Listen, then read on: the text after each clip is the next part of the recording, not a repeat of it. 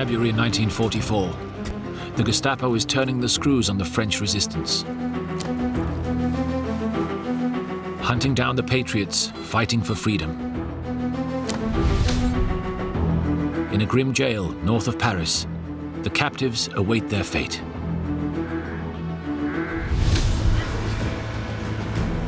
A daring plan is hatched to knock down the walls of their prison. A daylight bombing raid launched from across the channel.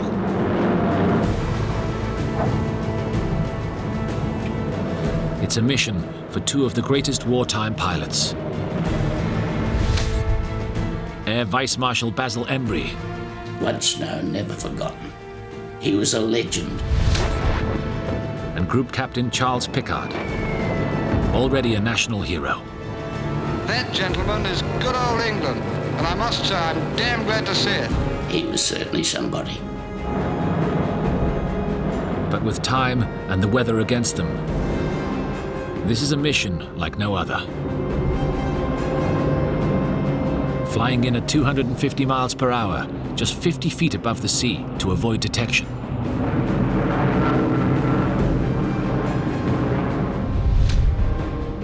Any mistake, and they kill the people they've come to save.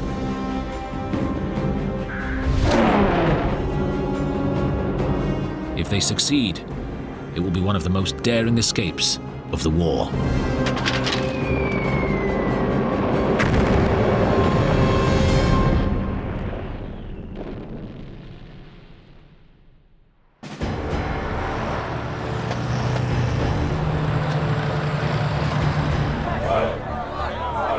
In the autumn of 1943, everyone is preparing for the Second Front. Southern Britain has become a vast military camp, awaiting the Allied invasion of France.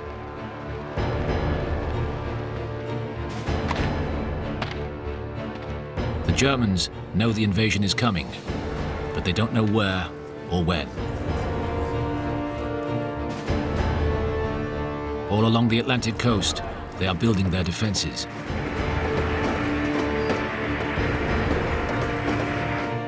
Behind the German lines, the resistance are a constant menace.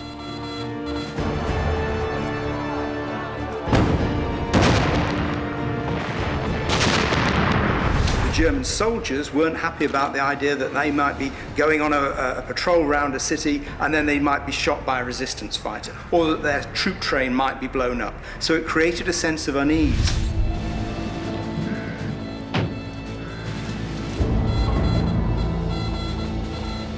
In return, the Nazis are cracking down.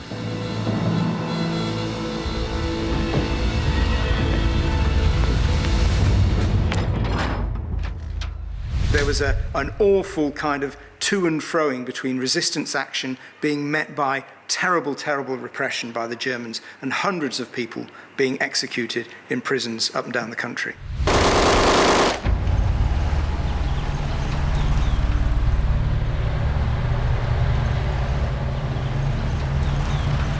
In Picardy, in the heart of northern France, the Germans are rounding up over 100 suspected fighters from the largest resistance networks. They are being taken to Amiens prison, a grim, high-walled building on the outskirts of the city. Among the prisoners is Jean Beaurin. Only 20 years old, but an expert railway saboteur. His speciality was derailing German troop trains.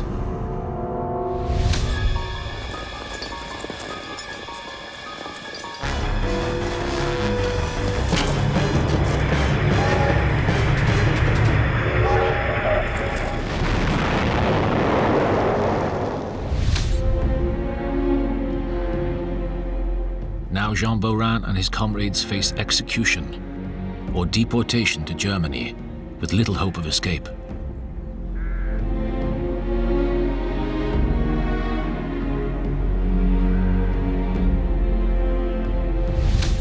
But they were not forgotten by this man, Dominique Ponchadier, a resistance leader operating in the Amiens area. He claims to have used his contacts in the shadowy world of Allied intelligence to come up with a daring rescue plan. It seems that the argument he used to persuade London was that, one, this would help his resistance group, which was very closely linked to the intelligence service, but also that it would substantially increase morale in the region. The plan was audaciously simple. An aerial attack to blast open the walls of Amiens prison, allowing the resistance fighters to escape. But to avoid killing the people they were trying to save, the raid had to be carried out with maximum precision. That meant its leader would need to be an expert in precision bombing. One of the RAF's top commanders. In early February, the mission was entrusted to No. 2 Air Group, a specialist bombing unit, led by Air Vice Marshal Basil Embry.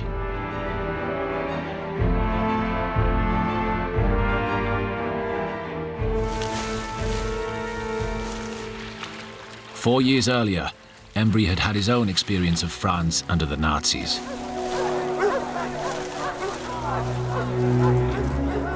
After being shot down and captured, he'd escaped across country, becoming the first pilot to make his way back to England via the resistance networks.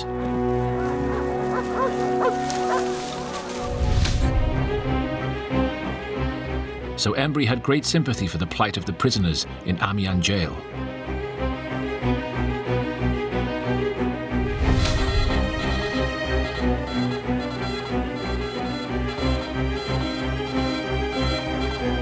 Intelligence sources now briefed him that many faced executions on the 19th of February. So Embry had just over 2 weeks to launch the rescue operation. The prison would not be hard to find. It was just over an hour's flying time from the English coast to Amiens. And the large cross-shaped building lay on the straight main road heading east out of the city. But with 700 men and women in the prison, Embry knew the only way to avoid a bloodbath would be to attack in broad daylight. And that presented its own dangers.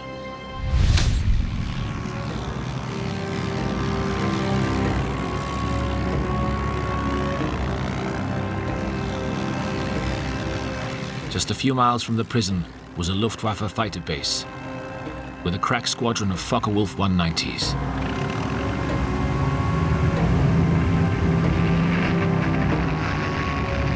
To escape their attention, Embry's raiders would have to get in fast and low. Speed and surprise were going to be crucial.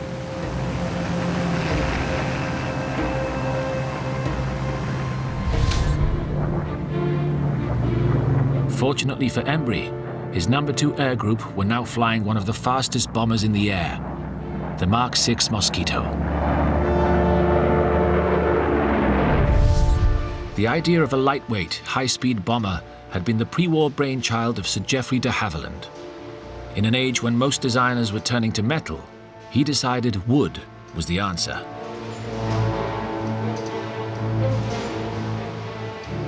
It was lighter, but many questioned whether it could stand the strain of combat.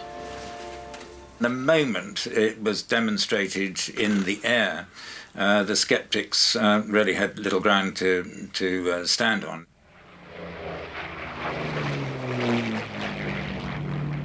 Even the least bright air marshal could work out that this was going to be a winner. And it didn't look back from then on, really.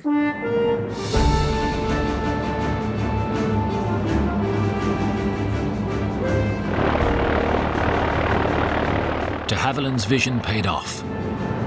Powered by its twin Rolls-Royce Merlin engines, the Mosquito had a top speed of 300 miles per hour and could still carry 4 500-pound bombs.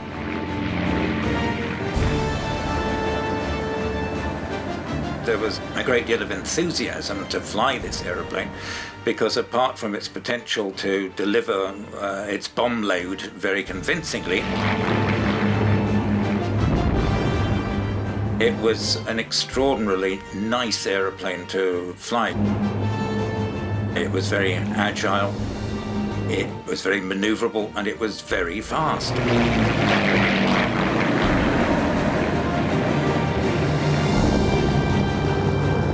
The Mosquito was nicknamed the Wooden Wonder. Basil Embry knew he had the ideal plane for his attack on Amiens prison. Now he would need the best men to fly with him. Okay, chaps, here we go. One of the few pilots to match him for skill and bravery had joined his group just 6 months before. Charles Picard was already a national hero. Discover the past with exclusive military history documentaries and ad-free podcasts presented by world-renowned historians, all on History Hit. Watch them on your smart TV or on the go with your mobile device. Download the app now to watch everything, from the gripping story of the Band of Brothers to Operation Barbarossa and D-Day. Immerse yourself in the dramatic stories of this remarkable era by signing up via the link in the description. The unexpected star of a morale-boosting propaganda film. Target for Tonight told the story of an RAF bombing raid on Germany. The characters were all played by RAF personnel. Among them, Charles Picard, a tall Yorkshireman, stood out as a natural-born leader. On the way back from the raid, his Wellington bomber is hit by flak. Fire! Zero visibility, it will take a hero to get the plane home. Pay attention, everybody. We are over the aerodrome, but I can see practically nothing. The port engine is very rough. We could make a bit of height and jump out, but we could have a stab at landing. Let's try it, sir. Okay, keep your fingers crossed. For Picard, it's just another flight. I hear you made a nice landing. I hope we haven't kept you waiting, sir. Good Lord, no. Come and sit down. Well, how'd you get on? Caused a hell of a great big fire. Buckets of smoke. I'm afraid I didn't see very much. I was rather busy at the time. Right. Good show. Good night. Good night. But beneath the casual exterior, Charles Picard was an exceptional pilot. In just 4 years, he flew over 100 dangerous missions. When a major commando raid was launched to capture the secrets of German radar, it was Picard who flew the parachutists to their target zone.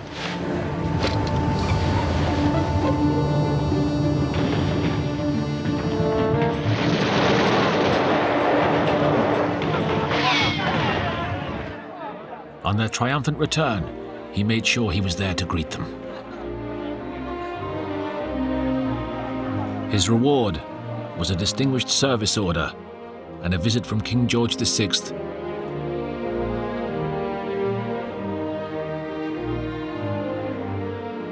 Pilot Officer Maxwell Sparks, one of the pilots who would later fly with Charles Picard on the Amiens raid, recalls their first meeting. He was certainly somebody. He was a legend. I saw this tall, blonde, gangling figure, pipe in mouth. The group captain, 4 bars up, strode through the aircraft and got into the right-hand seat. I said, "Good morning, sir. Good morning." And that was it. I took off. Their first flight together turned out to be an unusual experience. I was quite happily flying, and all of a sudden, I felt something nudging my shoulder. And I looked round, straight into the face of an enormous sheepdog. It was Ming. Between missions, Ming and Picard were inseparable. When Picard flew at night, Ming would wait anxiously for his return. Every time he flew a mission, she'd usually know when he was returning, whether she was told or what, I don't know, but she'd be at the end of the runway waiting for him to land.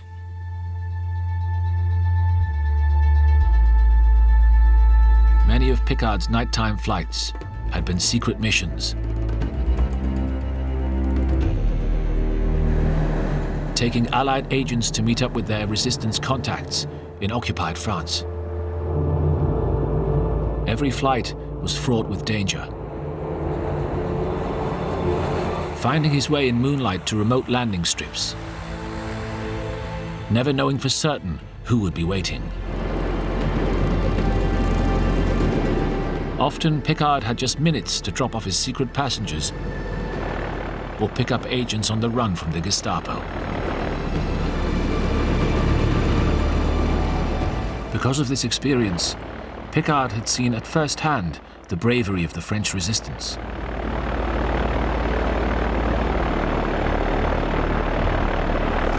That made him the perfect man for the challenge to rescue their fellow patriots locked up in Amiens prison.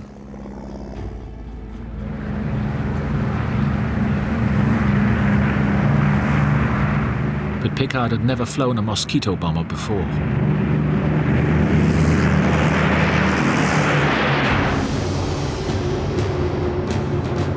Most of his operations had been at night.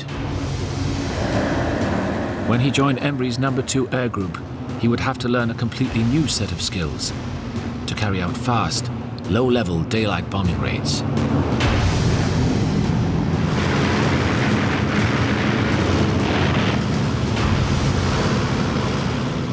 There's an old saying in Mozzies that you go in fast and you get out faster. I think it was a self-preservation rule, isn't it? The faster you go in and bomb, the faster you get out. That rule was drilled by Embry into everyone in No. 2 Air Group.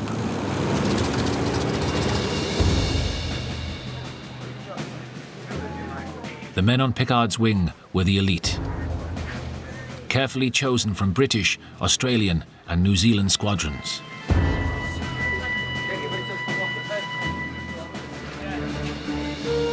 Each Mosquito carried a tight-knit two-man team. They trained and fought together for months, if not years.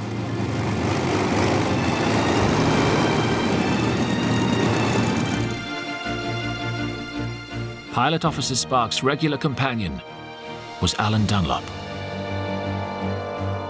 I'd take care of the flying, he'd take care of the course. It was a teamwork. The long-standing partnership between Picard and his navigator Alan Broadley had been forged during many dangerous missions. As Michael Woods recalls, using Picard's family nickname, Uncle Boy. They were, 23, 24 years old when they came together. And that is a very young age to be given the sort of responsibility that they were given. And I think they realised, in fact, Uncle Boy realised that his chances of surviving the war were fairly limited, and therefore, the relationship between them became that much more important. In fact, Charles Picard decided that they would become blood brothers, so much so he pricked his arm, drew blood and pricked Broadley's arm and put them together. He said, now we're blood brothers. Okay, first course, 089 magnetic, 089. The partnership between pilot and navigator was vital on low-level daytime raids, where precision and timing could make the difference between success or failure. There it is, dead ahead. We did hours of practice bombing from various heights. We didn't have a bomb sight as such because it was pilot released. But eventually we used to put crayon markings across the windscreen. When you were at a certain height, you use that crayon marking. When you were at a further height, that crayon marking. And with practice, we managed to get reasonably accurate.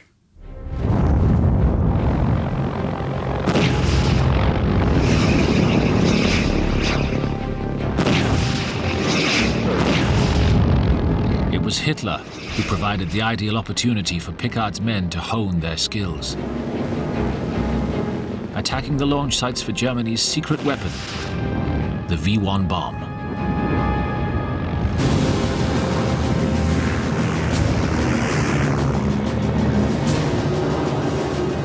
We'd fly low level to the target, pull up to about 1,200 feet, and then dive bomb it. Put your bombs right where the ski slope was, which is the takeoff for the V1.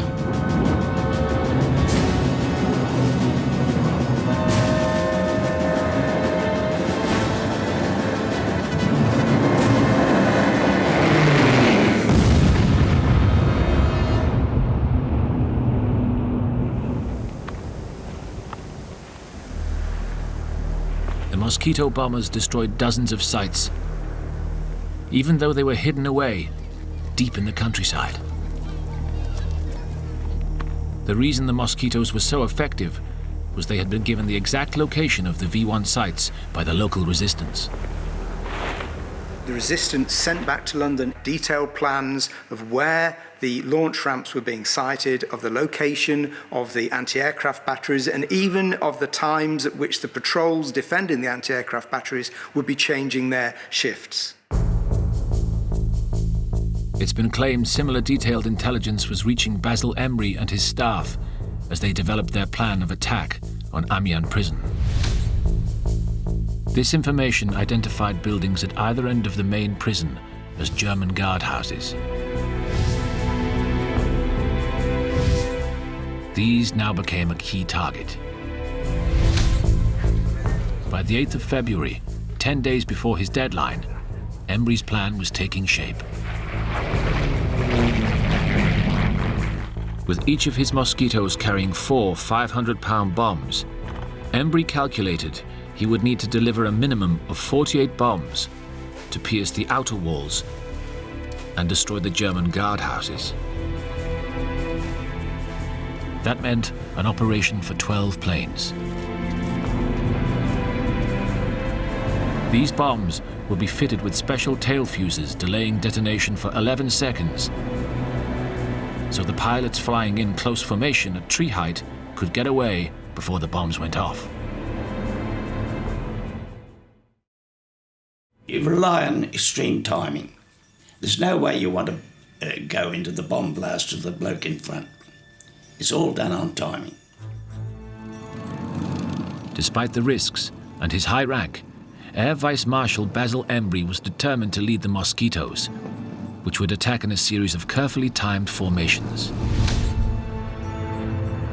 6 New Zealand pilots would fly in the first wave to attack the outer walls from the east and the north. Then the Australian wave of 6 Mosquitoes would also come in from the east. Their targets were the German guardhouses. Once these bombers were heading home, a specially equipped Mosquito carrying high-definition cameras would then fly over the prison. As well as gathering valuable reconnaissance information, the pilot of this plane would have a crucial responsibility: to decide whether the walls had been breached enough to allow the prisoners to escape. If not, he had the option to call in a final reserve of 6 Mosquitoes, flying in 10 minutes behind him. These would be carrying another 24 bombs. Their grim orders were to destroy the prison entirely.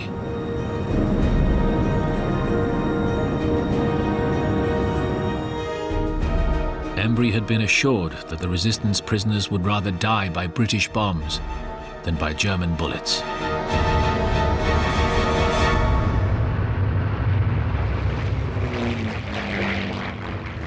To deal with the threat to his own men from German fighters near the prison, Embry ordered 2 squadrons of Typhoons to flight cover throughout the raid. The final details were now coming together. Intelligence reported that the German guards always had their lunch at 12 noon. This would be the best moment to attack.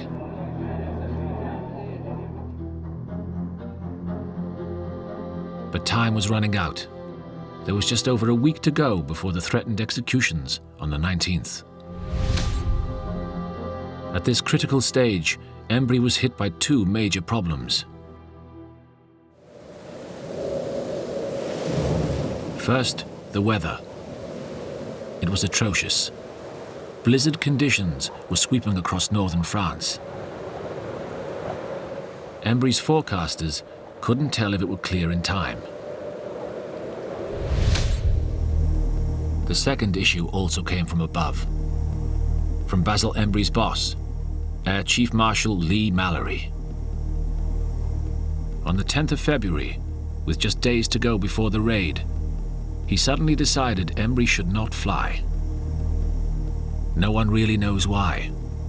Perhaps Embry knew too much about the intelligence sources behind the raid, or was just too important to risk.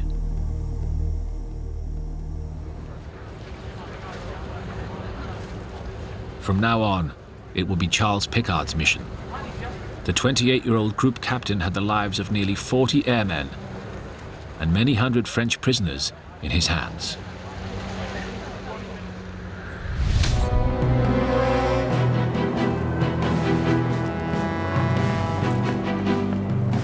Events in France soon raised the stakes even higher.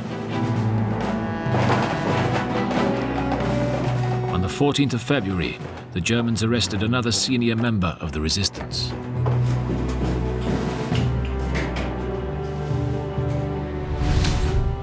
Local official Raymond Vivant had been well placed to gather information for the Allies.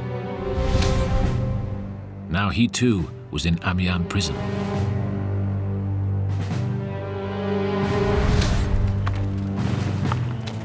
The following day, two agents run by British intelligence were also rounded up.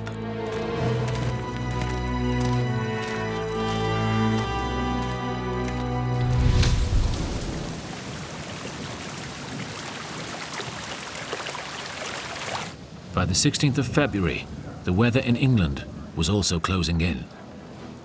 Among the pilots, tension was mounting. We were all confined to camp for 48 hours, so we knew there was something on, but what, I had no idea. None of us had. It was tight security throughout the camp. By the 17th, there was a heavy blizzard.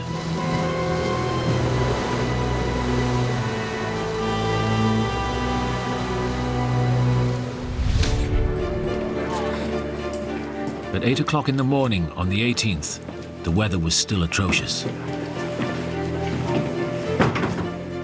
On the way to breakfast, it was snowing. We had low cloud, looked about 100 feet. We weren't going to fly that day, boy. But with the executions due in the next 24 hours, Basil Embry joined Charles Piccard to brief the pilots. When we got to the briefing room and were told we were going to go no matter what, the pilots would finally discover what their top secret mission was going to be. Basil Embry stood up and he said, "Right, gentlemen, I have a special target for you today. It's Amiens." And we thought, oh God, marshalling yards again. And he said, "Oh no, it's not a marshalling yard." He said, "Your target for today is Arnhem prison."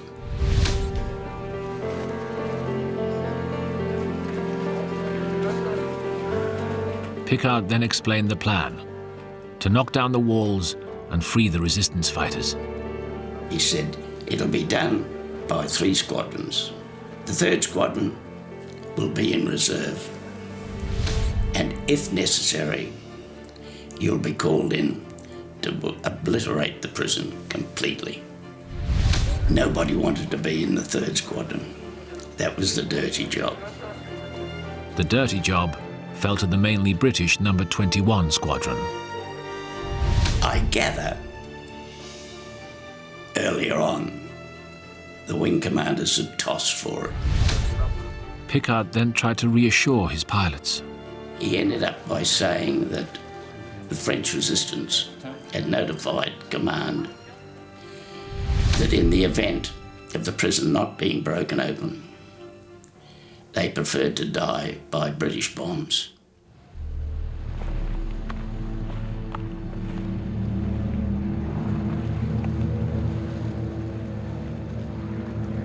And at about 11:15, we got in the aircraft and started up at about 2 or 3 minutes to 11.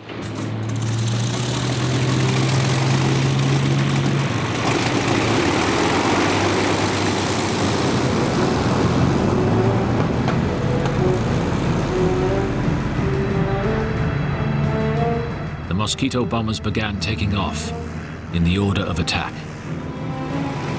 First, the 6 New Zealanders, including Maxwell Sparks.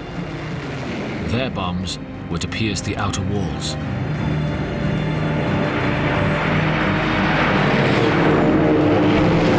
Then, the Australian wave.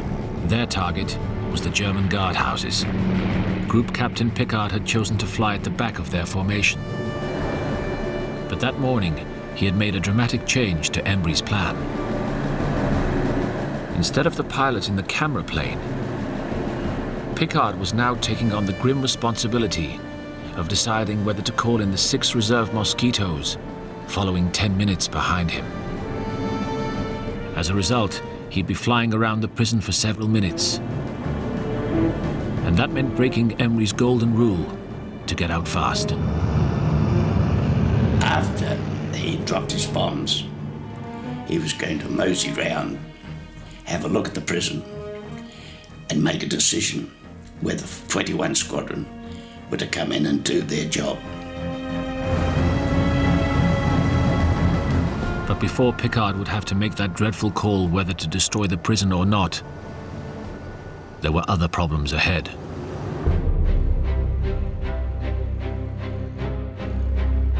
As they crossed the coast at Littlehampton, they were due to meet up with their fighter escort of Typhoons. A very welcome protection against the Luftwaffe's crack fighters near the prison. But the bad weather was already disrupting Pickard's carefully laid plans. 4 of the 12 fighters failed to make the rendezvous, and 4 of Pickard's Mosquitoes had to turn back before they got across the channel. The rest flew on at wave height, hoping to avoid detection.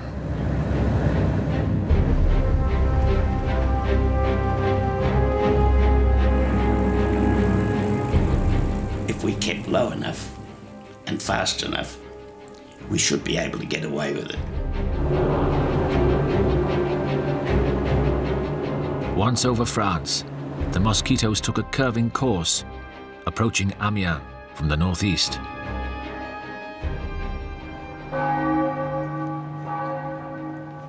On the ground, the bells in Amiens Cathedral began striking 12. The attack was running just a couple of minutes late. Maxwell Sparks was in the first wave of New Zealanders due to attack the prison's outer wall from the east. At 12:02, he was hurtling down the straight road leading toward Amiens prison. We hugged that road. About 6 or 8 miles out, there were poplars along the road, and I had to keep my wing tilted up in the air a bit.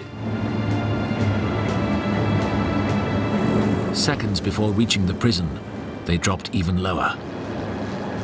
We're about 10, 12 feet, something like that. It's the lowest I've ever flown. I wouldn't want to fly any lower.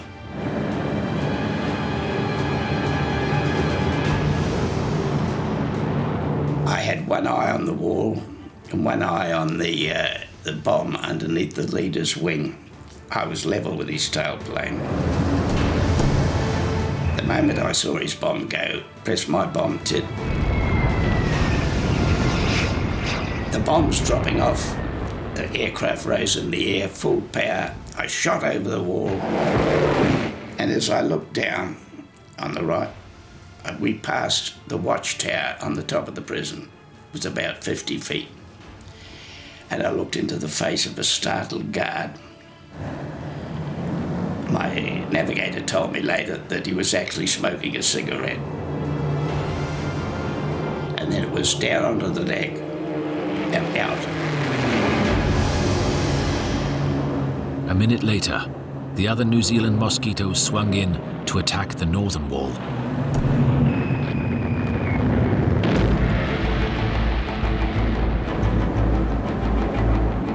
But the operation was still running a crucial 2 minutes late.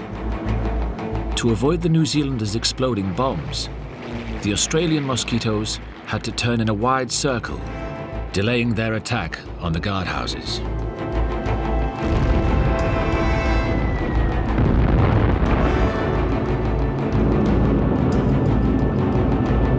But as the Australians left for home, there was a plane missing. There was no sign of Charles Pickard, and the reserve Mosquitoes were now just minutes away, expecting his orders to attack or head for home. The camera plane now flew in, beginning a series of runs over the prison. Its pilot, Flight Lieutenant Wickham, would later describe the scene. The ends were blown off the building, the outer walls were breached. In the yard was a large group of prisoners making good their escape. 3 of them already got through the outer walls and were heading for the fields. In Pickard's absence, Wickham gave the okay to call off the reserve. I gave them the pre-arranged signal to take their bombs home. Hello, Daddy. Red, red, red. The rest of the Mosquitoes were already on their way home, dodging enemy fighters and flak.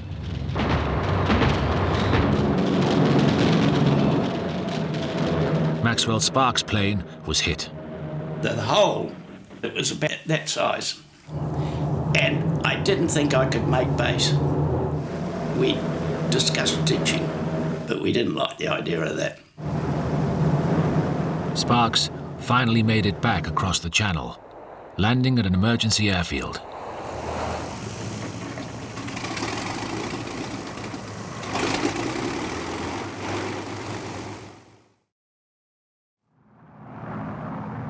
As each Mosquito returned, concern grew for their missing leader. As night fell, there were still 2 planes unaccounted for. One from the New Zealand squadron, and one flown by Charles Pickard and his navigator, Alan Broadley.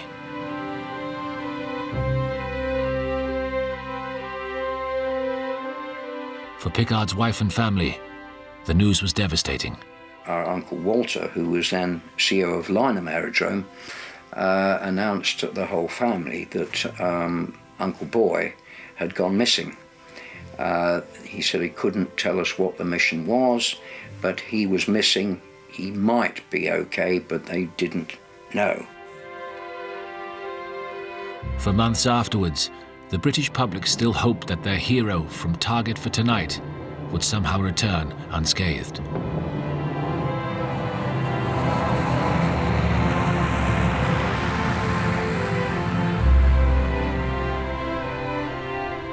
But Charles Pickard never would return.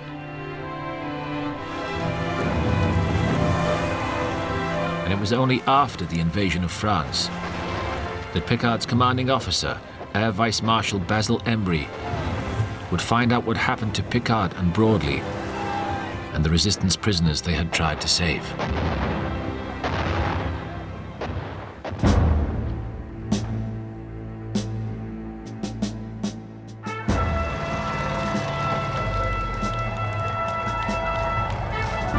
On the 31st of August, 1944, the city of Amiens was finally liberated by Allied troops. Only then was the grim truth about Pickard's last moments revealed.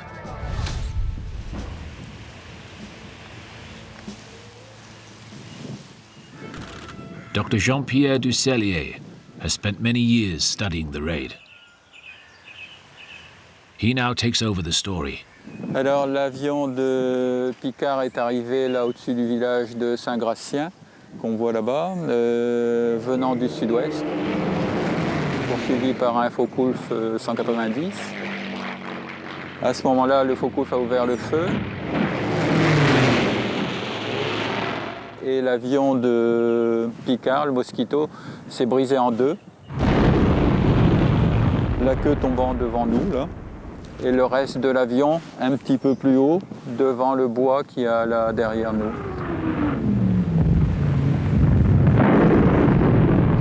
Au milieu d'arbres un peu dispersés, les débris étant en feu.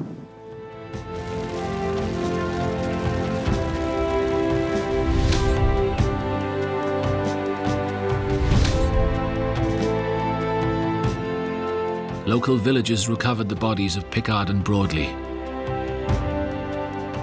and carried them into their village to be buried in a temporary grave.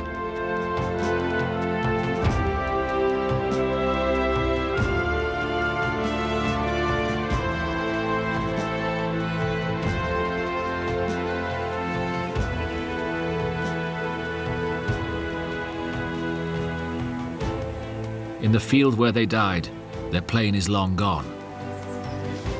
But aviation archaeologist Simon Parry has found a few last fragments.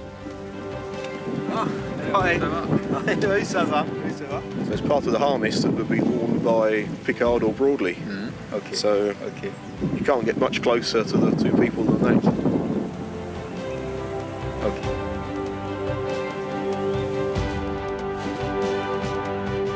The two blood brothers had paid the ultimate sacrifice.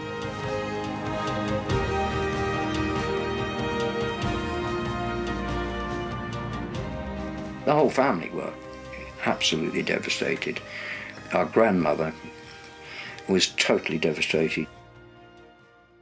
She actually never ever got over his death.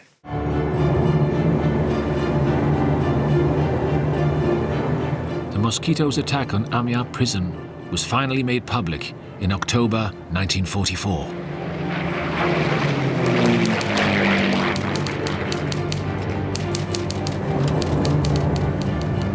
Officially, it was a great success, a triumph of precision bombing. They said many of the resistance prisoners condemned to death had been set free. The Mosquito crews were hailed as heroes. Pickard's last raid had sealed his place among the great warriors of World War II.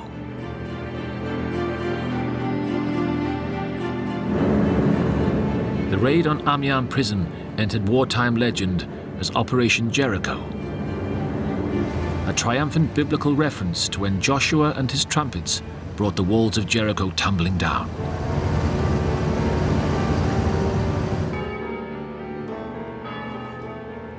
But in Amiens, the story of what happened at the prison was not so clear-cut.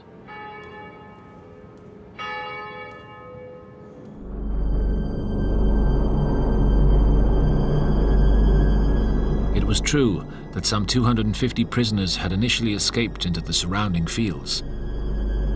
But only about 50 of them were likely to have been members of the resistance, and many were soon recaptured. Among the few that got away were Jean Borin and Raymond Vivant. But their narrow escape had been bought at a very heavy cost.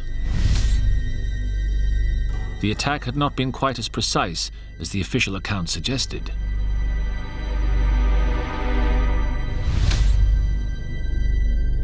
The outer walls had been breached, but the prison itself was a mess. In the north wing, a massive concrete floor had collapsed. The death and destruction was shocking for one of the patriots who had been in the prison. Too many victims. You know, there were near 100 people who were killed. It's too much. If I had escaped, the Gestapo would have taken my wife and my children. In fact, the raid was so destructive. Over the years, many people have begun to question the official reason why it was launched. A number of factors make it very unusual, the fact that they were trying to free a small number of prisoners, allegedly, the fact that they were devoting such a large number of aircraft to this attack, do make it very mysterious.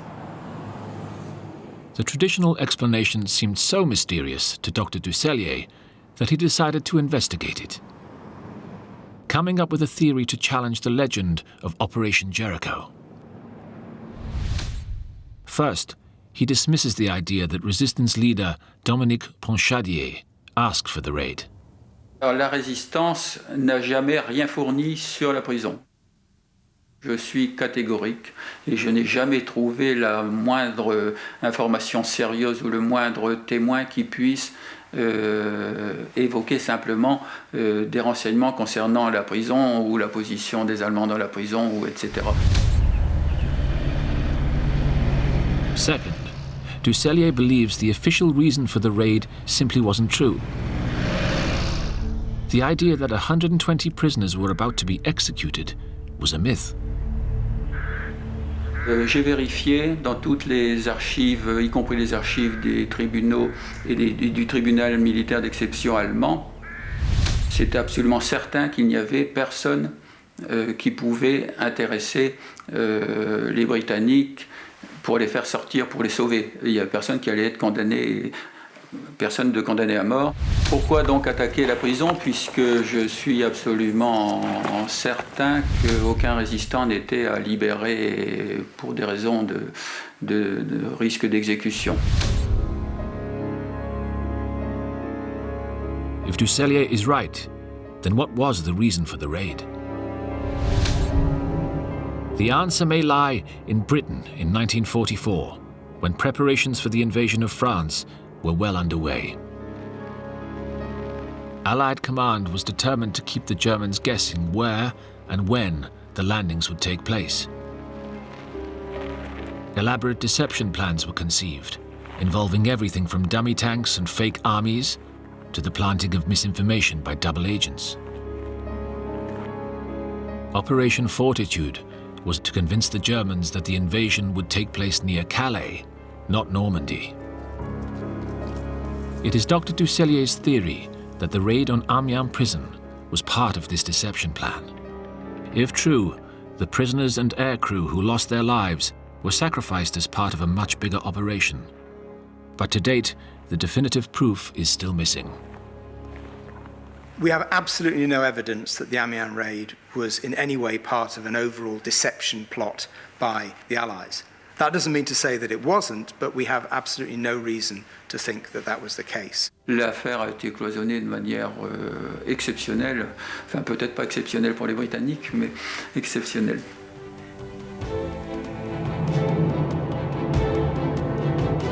Whatever the truth behind the raid, the heroic pilots who carried it out clearly believed the official reason for their mission.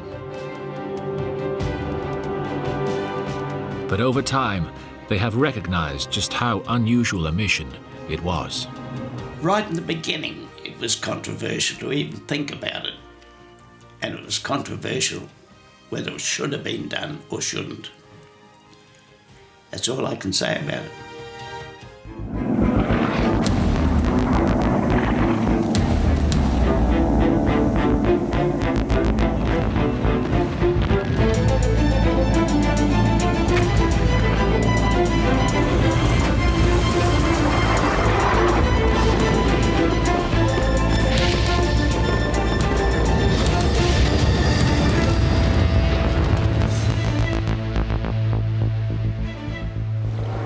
In 1942, the Pacific Ocean. US bombers took off from the aircraft carrier Hornet. Their mission, to launch World War II's first bombing raid on Japan. The raid was led by one of America's most celebrated pilots, Colonel James Doolittle, known for his courage, skill, and daring. If the raid were to succeed, it would be the first major blow to Japan's supremacy in the Pacific.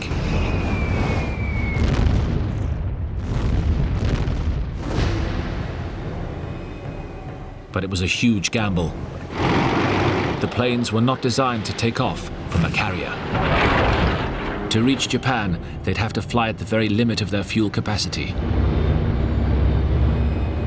Not all the crew would make it home. But those that did would bring back a story of one of the great narrow escapes of World War II.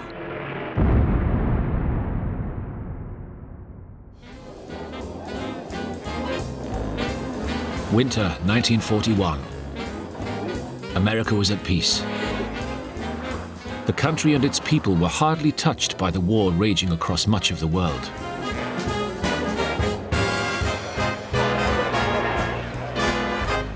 But all this changed on December the 7th.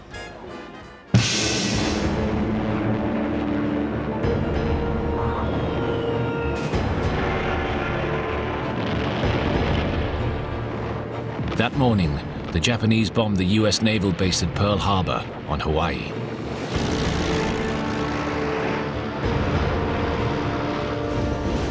The American Pacific Fleet was severely damaged.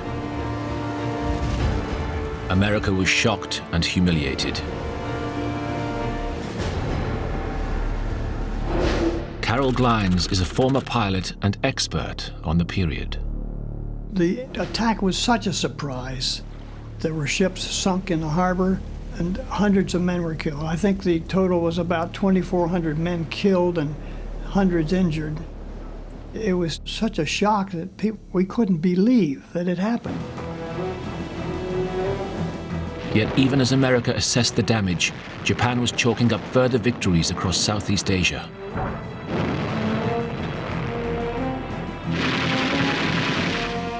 Japanese troops have landed in Borneo, Timor, and New Guinea.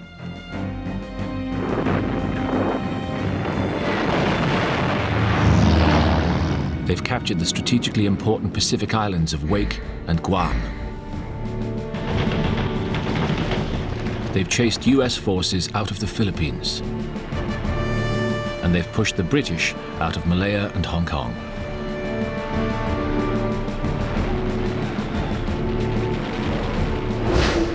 Richard Overy has written extensively about the Second World War. To the Americans, who for a long time had just assumed that, the Pacific was really their sea, that they dominated it, this was an extraordinary shock, and they were watching their strategic position rolled up in a matter of weeks.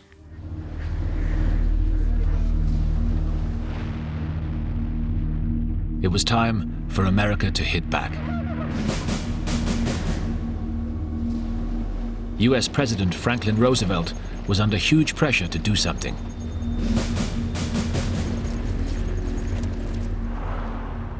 Something had to be done, and he wanted his generals and admirals to know that he wanted something to happen as fast as they could get it together. The sense in America was, of outrage. We're going to do something with these people. Roosevelt urged the military to bomb Japan. But that was not so easy. Japan is over 3,000 miles from the nearest US military base, far beyond the reach of even the longest-range US bombers. The Japanese seemed untouchable. But then, an audacious plan emerged.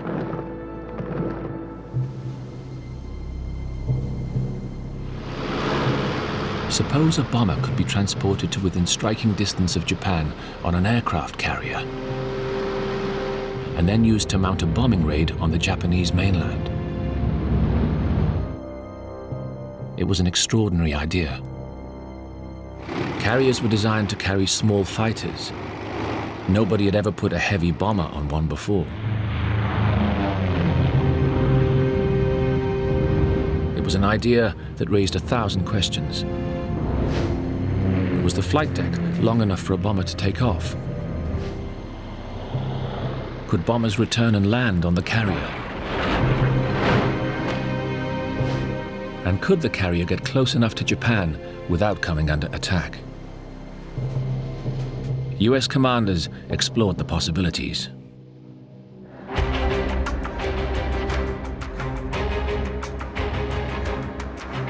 Some bombers were too small to carry a big enough bomb load. Others were much too big to fit on a carrier. But one might just work. The Mitchell B-25. It was a modern, medium-sized bomber. It was reliable and exceptionally tough. It was time to call on one of America's most celebrated flyers. Jimmy Doolittle was widely known for his skill and daring. He was an outstanding aviator. Doolittle was a very big personality, a popular man, and somebody who knew his mind from where he wanted to go. Doolittle was the first person to fly across the United States in less than 24 hours. He set speed records in the 20s and did a lot of amazing things with flying the airplane. Very ambitious, very keen to make a mark in the history of American aviation. In 1925, he'd won the Schneider Trophy, a famous speed competition for float planes. He was the first man to take off, fly, and land an aircraft using only its instruments to guide him. And he was at the forefront of aviation technology. He was the man who pioneered high-octane, 100-octane fuel, a breakthrough which was really critical later on for the Allied Air Forces. It had made him a celebrated and feted aviator. But this was going to be something entirely new, even for him.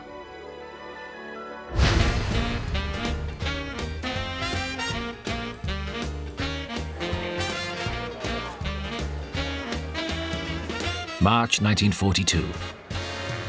Doolittle assembled his team at Elgin Field, Florida.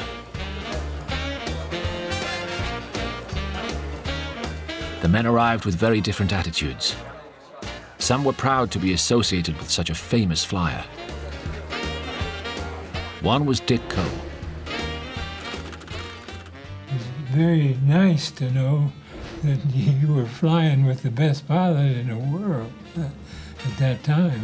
Another was Bob Height. Jimmy was a very special aviator. He just had more grit than anybody else that we knew of. But Ed Saylor had never heard of Doolittle until now. There was no heroics involved in that volunteering for a dangerous mission. I didn't know what I volunteered for.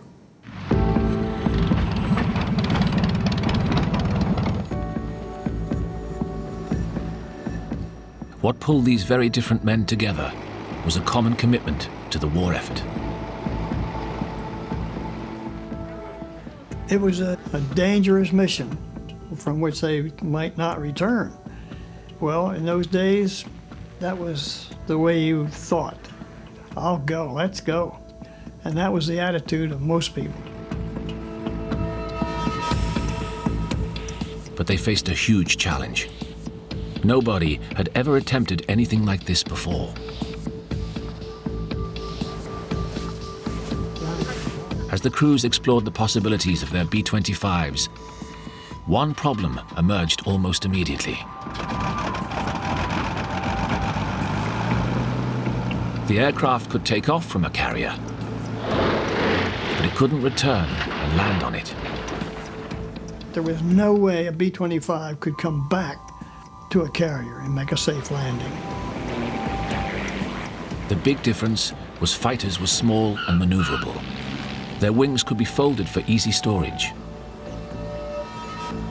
But bombers had fixed wings and were too big to be stowed below deck.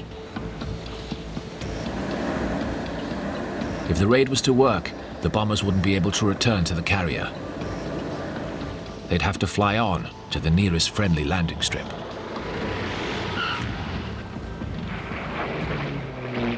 But that was not as simple as it sounded.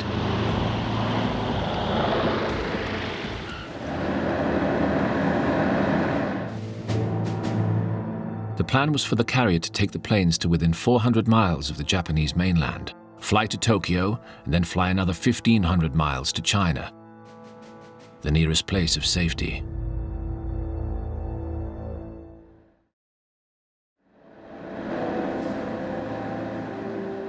It was a total journey of around 2,000 miles, 700 more than the Mitchell was designed to fly.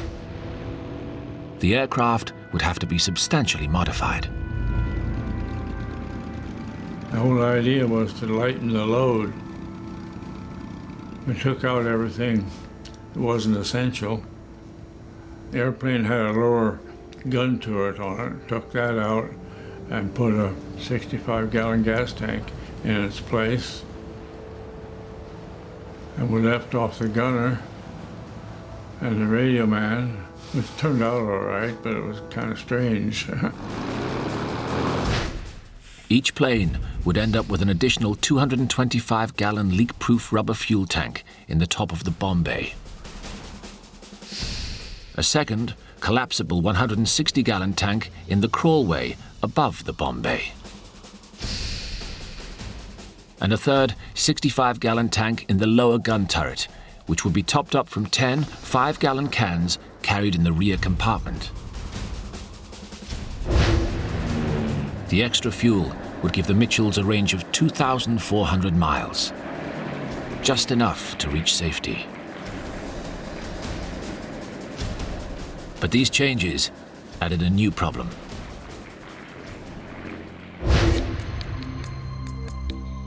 As the modifications progressed, it was clear the planes were still going to be very heavy.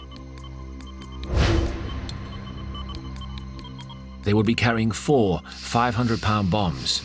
3 were high explosive. The 4th was a bundle of incendiaries.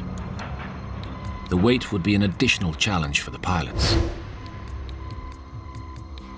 Could such a heavily laden aircraft be lifted off in the extremely short distance of a carrier deck? Tom Griffin remembers the problem vividly.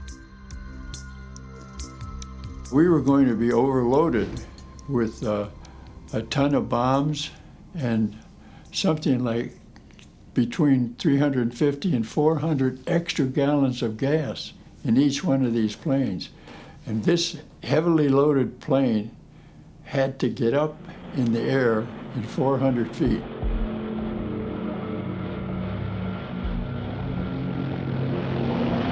The pilot would simply have the yoke in his belly and full flaps, full throttles, and we'd go down the airway and the plane would waddle in the air. We had a couple where planes didn't quite get airborne and slipped in and damaged the planes, but other than that, nobody was hurt.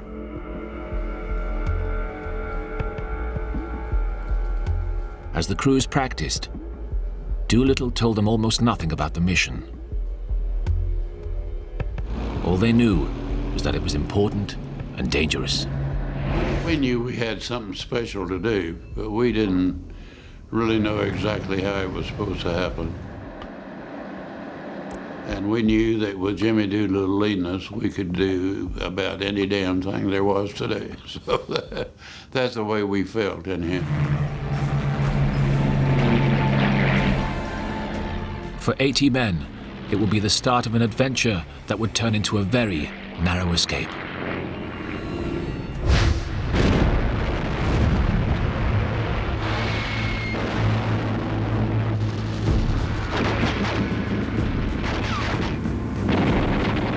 Meanwhile, across Southeast Asia, the Japanese war machine continued to roll on.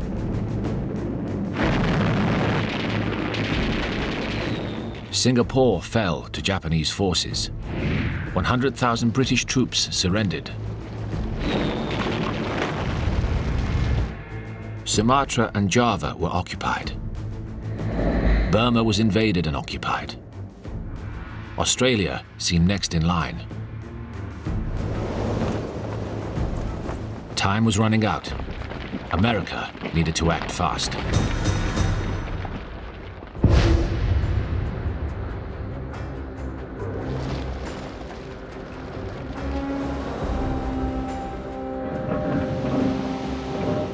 April the 1st, 1942. Doolittle's mission finally set sail aboard the US carrier Hornet. It was bright and sunny, and if there had been any Japanese spies around, I guess they were asleep. It was quite a sight to see. The 16 B-25s were stored on the deck. When those airplanes were parked and tied down so that they wouldn't rock in heavy seas and get damaged just being on the deck, and they filled up that deck. Only now were the flight crews told about their mission. The loudspeaker on the carrier came on and said, "This carrier is going to Japan, and we're going to bomb targets there." And a great cheer went up, and the sailors, who were very unhappy about this assignment, they didn't know where their great carrier was going, but they had heard that we were going to go to Pearl Harbor and sit around there to protect Pearl Harbor. So this was a wonderful change of plans. But what the men didn't know was that as the Hornet sailed into the Pacific, a critical part of the plan was still not in place.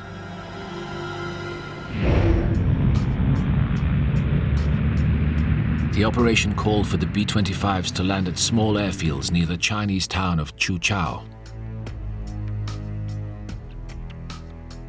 Here they'd refuel and fly on to China's wartime capital of Chongqing, where they'd be donated to the Chinese war effort.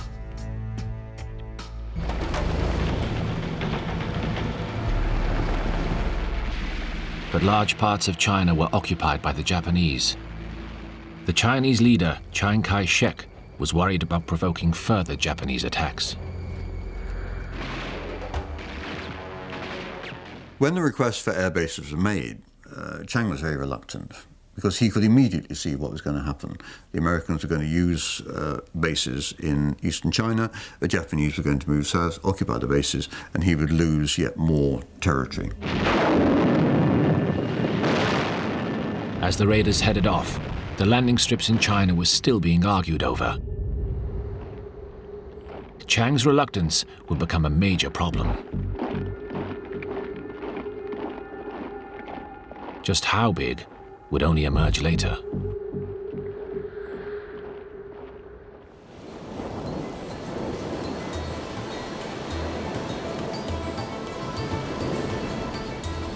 April the 12th, 12 days after setting out, the USS Hornet linked up with a second carrier, Enterprise, and an escort of cruisers and destroyers.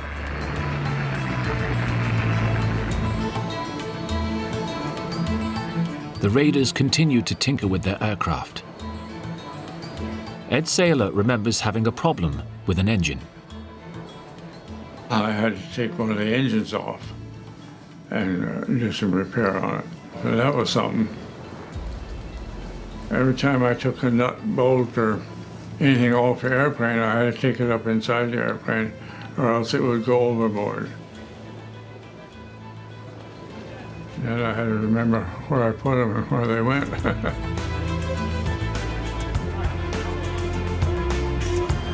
On April the 17th, there was a small ceremony aboard Hornet.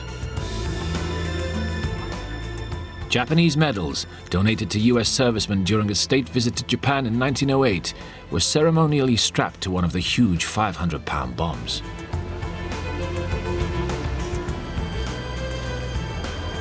The bombs were also daubed with slogans. One said, "You'll get a bang out of this." Another, "I don't want to set the world on fire, just Tokyo." Finally, as the fleet neared Japan, D-Day approached. It was set for 2 days' time, April the 19th.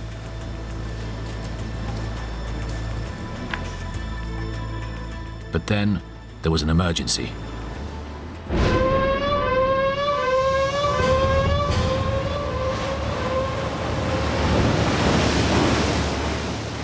Early on the morning of April the 18th, radar operators on Enterprise located 2 Japanese boats nearby.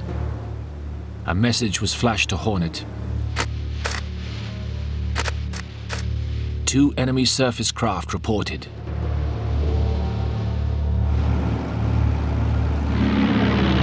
At dawn, Enterprise sent up reconnaissance aircraft to check what was going on. They spotted a small patrol boat, then 2 more. They were clearly part of a Japanese early warning system. They were all radio equipped, and so when they saw this carrier, they reported it. They didn't know whether it was American or Japanese, but they reported it because it was different than they'd ever seen. The Americans opened fire. Nearly 1,000 shells rained down on the Japanese boats. One was sunk, but it was too late. The word had already got out. Admiral Bull Halsey, the naval commander of the mission, faced a dilemma. Steam on and risk being caught by the Japanese Navy, or launch the aircraft immediately, even though they were some 200 miles further from their target than planned. Halsey calculated it was too risky to delay. Admiral Halsey decided we've got to get those airplanes up. The order was given, Army pilots, man your planes. And Doolittle said, we go. It would mean the planes, already flying at the limit of their range, would now have to fly even further. It was a sober moment for the flyers. Ed Saylor had just got married. He wasn't sure they were going to come back alive. I thought that we probably would not survive the mission. That I wouldn't.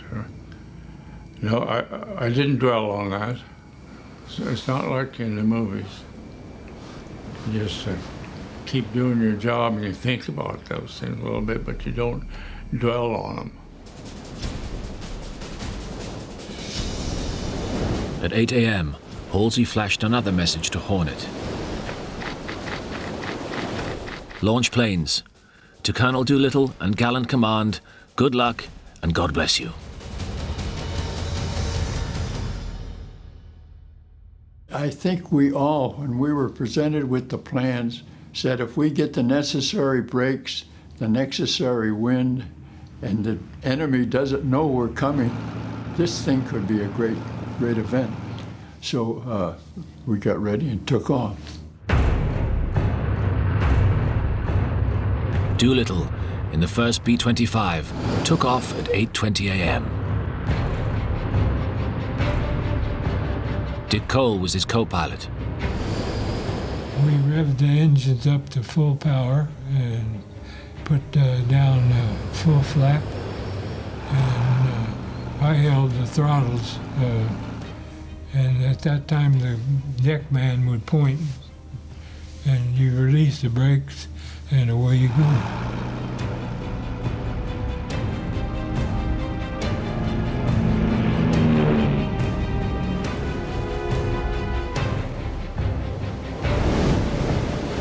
"30-foot waves had turned the carrier into a seesaw.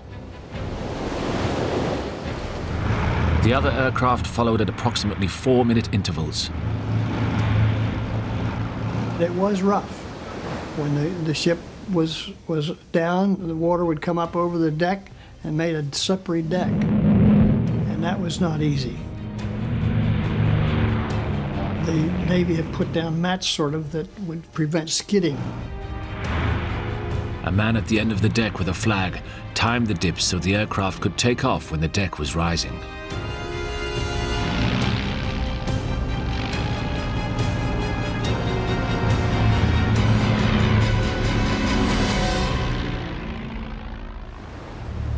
Remarkably, there was only one casualty. The last airplane was about to move in position and started its engines. A sailor from the airplane in front, the B-25 in front, slipped on the wet deck and was blown into the left propeller of the last airplane. And he was he took his arm off. He had to have an amputation right away. And that was a sad scene there for a moment, but it had to be just a moment. They carried him off, pulled the plane up to its takeoff point, and went.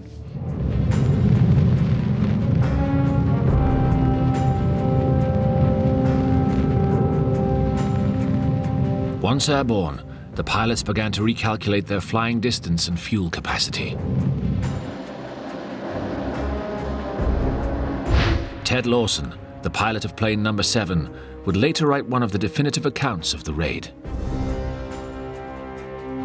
It took some figuring, quick figuring, and the sums gave me a sudden emptiness in the stomach. We had burned the equivalent of 8 of our 5-gallon cans of gas during the warm-up and takeoff. 40 precious gallons gone before we were on our way. But there was no time to be afraid. Everybody had a job or a position on the plane, and you were just busy. That's all I was doing, concentrating where we were. That was my job, and how to get to where we wanted to go. Most of the planes were destined for Tokyo, but 4 would peel off to attack Yokohama, Osaka, Kobe, and Nagoya.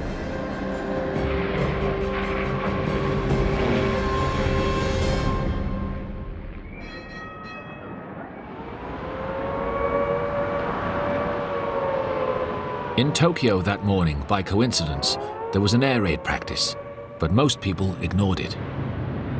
The Japanese regarded their city as immune from air attack. By midday, it was over, and the city had resumed its bustle.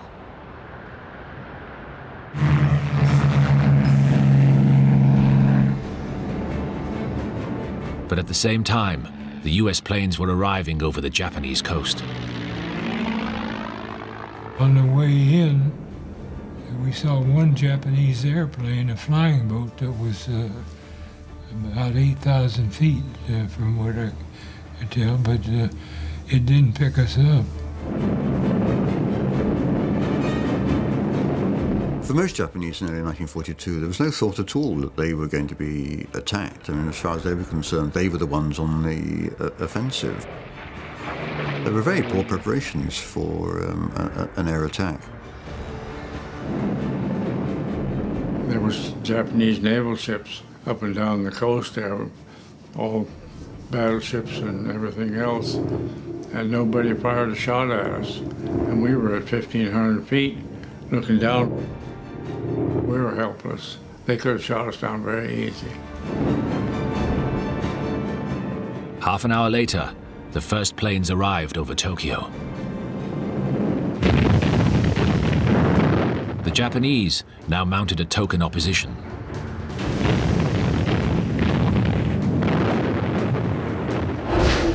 Dave Thatcher was in plane number 7.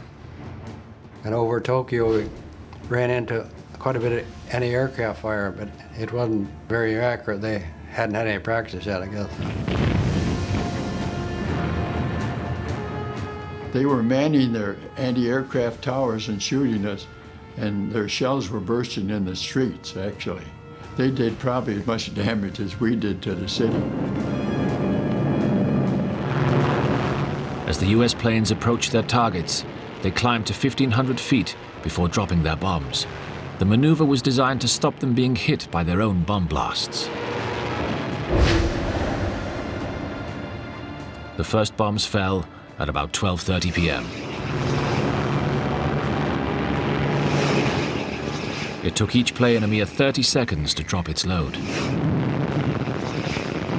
We dropped our bombs and didn't hang around to see what the damage was.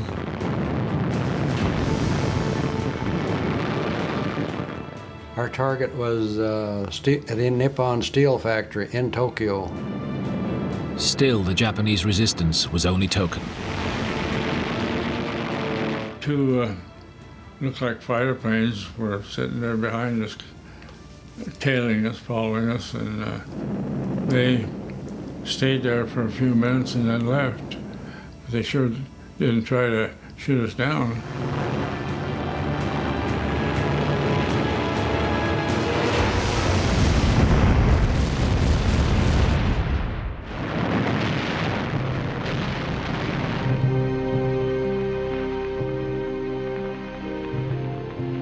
In a matter of minutes, the raid was over. Only one Mitchell had suffered significant damage, an 8-inch tear in its fuselage.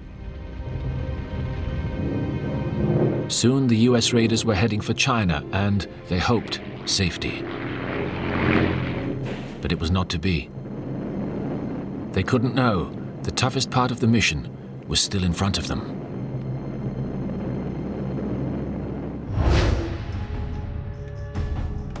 The planes left Tokyo along a pre-planned route designed to confuse the Japanese about their final destination. Flew southwest along the coast of Japan. We didn't fly over land, but we kept it within sight until we finally reached the southern tip of Japan and then headed west to China. Their destination at Chuchao was some 100 miles inland. But almost immediately, they hit a fuel-sapping headwind. We figured at that time when we started across the China Sea, we were going to run out of gas about 100 to 150 miles short of China.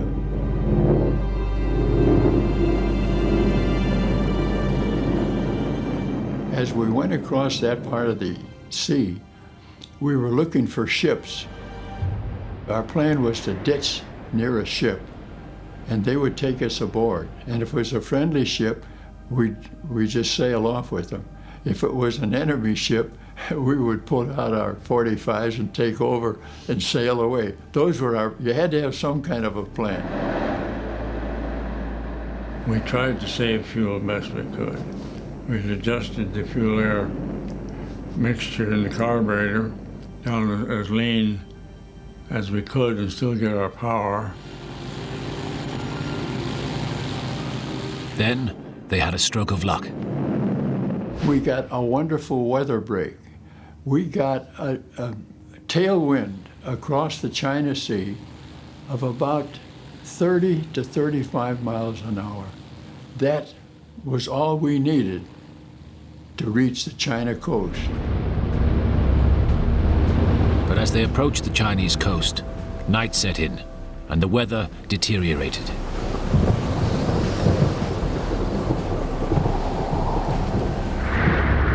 More seriously, there were no signs of the promised airfield lights. It was a storm, and we could hardly see our wingtips. All we could do was to fly into that storm until we ran out of gas.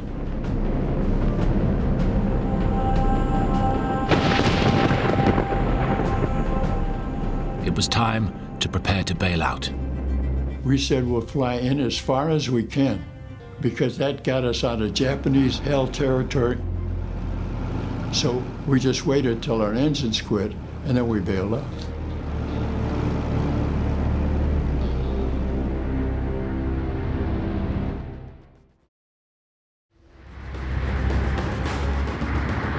When the time came to bail out, Doolittle gave the signal and wished everybody good luck. It was a tremendous risk for each airplane and a tremendous decision, command decision for each pilot. Okay, fellas, we're low on fuel, we can't make it. For all of the men except Doolittle, it would be their first ever parachute jump.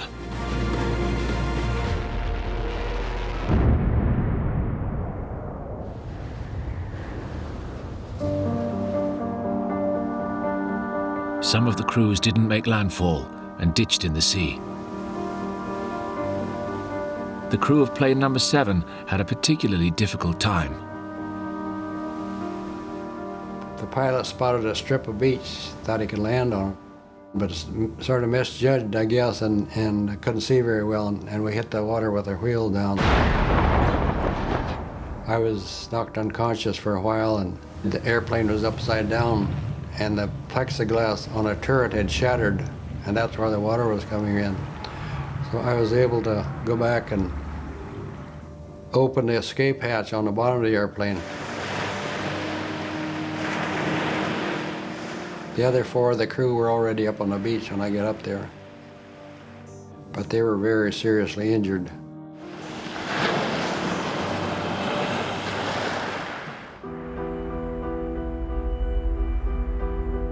It would later emerge that the Chinese end of the operation had been a fiasco. They were still working on the airstrips. None had been lit or fitted with homing beacons. In all, 13 crews bailed out over land and 2 ditched in the sea. The one remaining plane landed in neighboring Russia.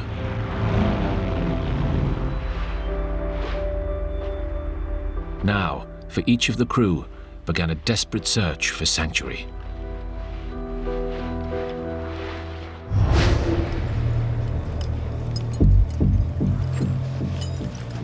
Doolittle landed on a dung heap and escaped unhurt. But he was convinced the mission had been a disaster. He later wrote, "I felt lower than a frog's posterior. This was my first combat mission. Planned it from the beginning and led it. I was sure it was my last."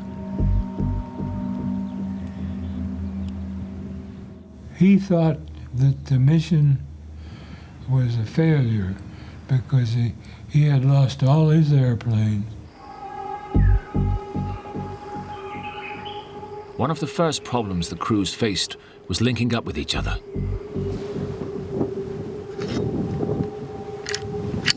They devised a rudimentary means of communication.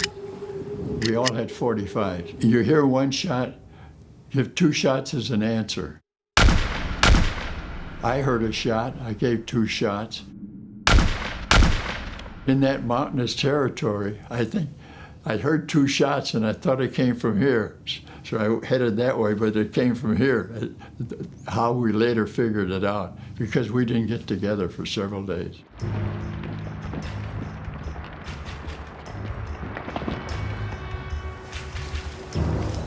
Yet even as they looked for each other, the Japanese were looking for them. Most of the raiders had landed near Japanese-held territory. There was a real risk they'd be picked up by Japanese patrols. It would turn into a game of cat and mouse.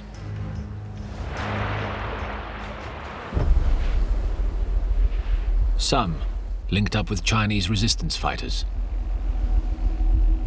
They were guided across the country. Tom Griffin had met up with Doolittle's group.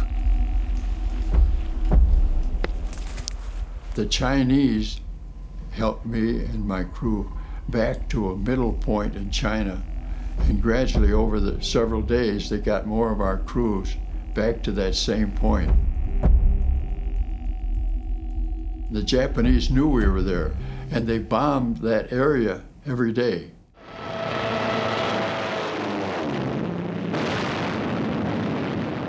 But despite the Japanese bombardment, nobody was hurt. Doolittle and a small band of men were taken by land and then by boat. En route, they had a stroke of luck. They ran into a Westerner. It was John Birch, a 27-year-old American missionary working in China. Doolittle would later write in his biography, "He obviously knew his way around and could speak the language. I briefed him on our predicament and he agreed to join us, translate for us, and help us get on our way."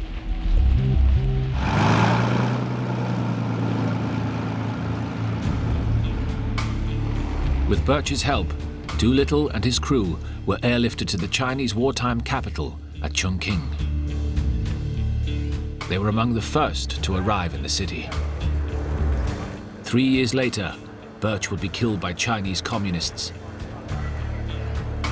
The first casualty of what some Americans regard as the beginning of World War III, the war against the march of communism.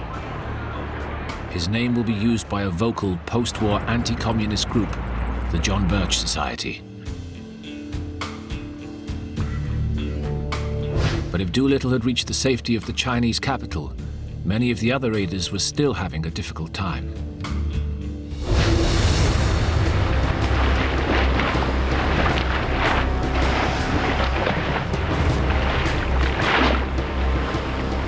Sailor, the engineer gunner in plane 15, had crashed in the sea.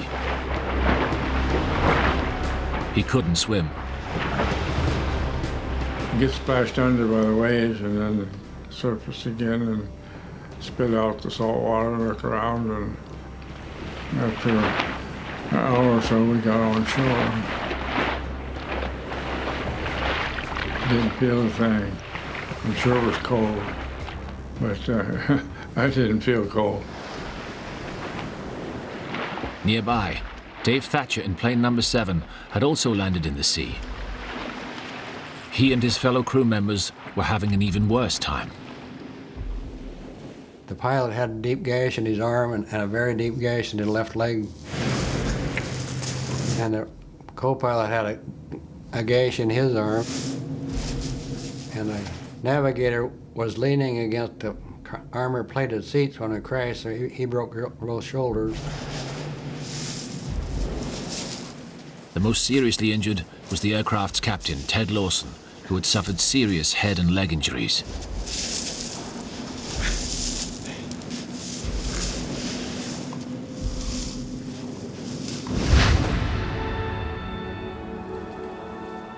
But they too were later picked up by the Chinese resistance. Communication with them was difficult.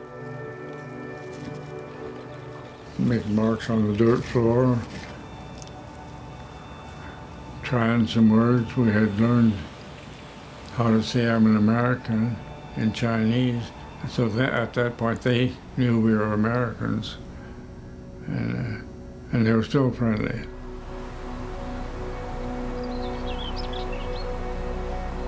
Over the next few weeks, the injured raiders were moved from village to village. We slowly made our way across China. No transportation.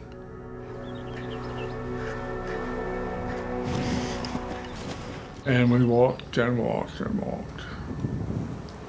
And that part of China's not as flat as I thought it was. We had to go up and down a lot of hills.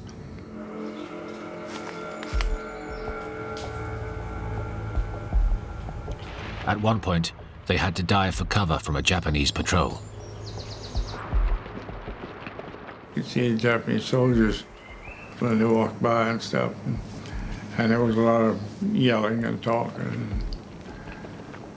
After a while, it quieted down, and so then we found out that they had tracked us because our shoes had heels, and the people that lived around there didn't have heels on it. By now, Ted Lawson's leg was becoming seriously infected. Fortunately, after several days, the group arrived at a missionary hospital. Here, they ran into another survivor, the mission's doctor, Thomas White. Lawson will record, Doc White came into my room. He was very clean-looking in his uniform, but he was uncomfortable. Neither of us said anything for a little while. I looked at him and asked him if he was going to take the leg. "Yeah, I think so," he said. In a makeshift operating theater, Doc White amputated Lawson's left leg. Ed Saylor heard about it firsthand. The doctor really done a job there. There was no real anesthetic. They had a little morphine, and he used that, and with very crude implements, took his leg off right above the knee. I guess if the doctor hadn't have been there, he probably would have died. Finally, weeks later, Lawson and his group were airlifted to Chongqing to join the rest of the raiders. They were among the last of 64 Doolittle raiders to reach the safety of the city. 16 were not so lucky. 3 died bailing out. 8 were captured by the Japanese. Only 4 of them would return to the United States at the end of the war. One was Bob Hite. We ran out of fuel and were actually trying to find our way in China. And the Japanese had the place surrounded. And they saw us and captured us. It wasn't a very happy time. Finally, the 5 men who had landed near Vladivostok were held by the Russians for the rest of the war.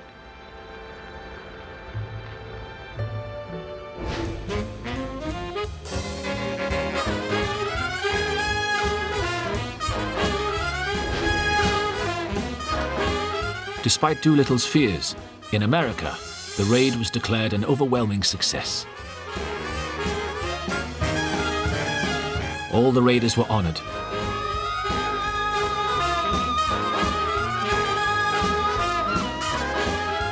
Doolittle was promoted to general and became a national hero.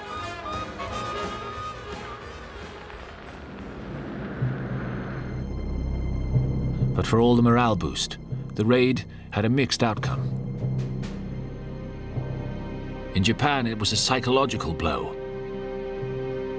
But the physical damage was minor, and it did almost nothing to halt the Japanese war machine.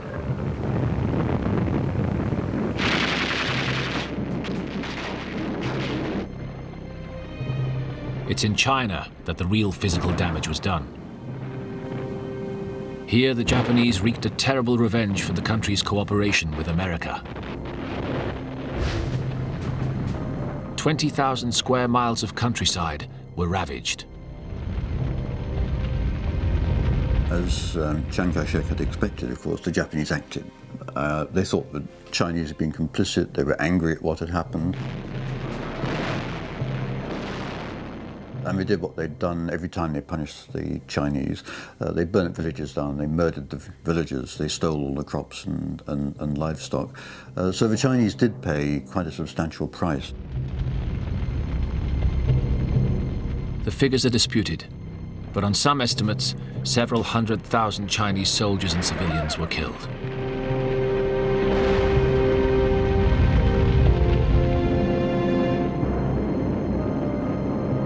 The war in the Pacific would drag on for another 3 years.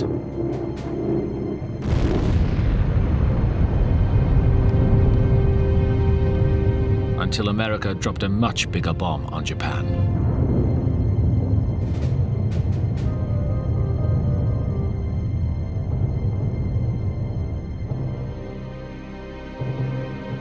In August 1945, Doolittle was taken to see the aftermath of the atomic bomb dropped on Nagasaki. It was America's final victory in the Pacific, a victory that had started 3 years earlier with Doolittle's daring raid on Tokyo.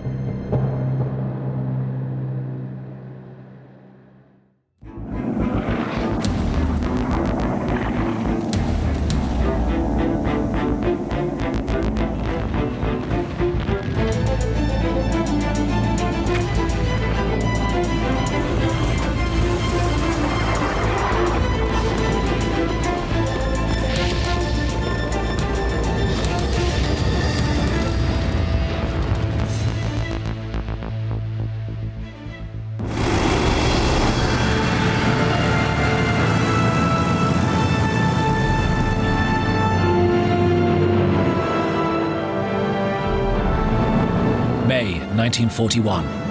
The island of Crete was under attack. In the largest airborne assault ever launched, elite German paratroopers spearheaded the invasion. Soon 30,000 British and Commonwealth soldiers were trapped. The call went out for a highly unorthodox unit, trained to carry out daring raids by land or sea. The Commandos.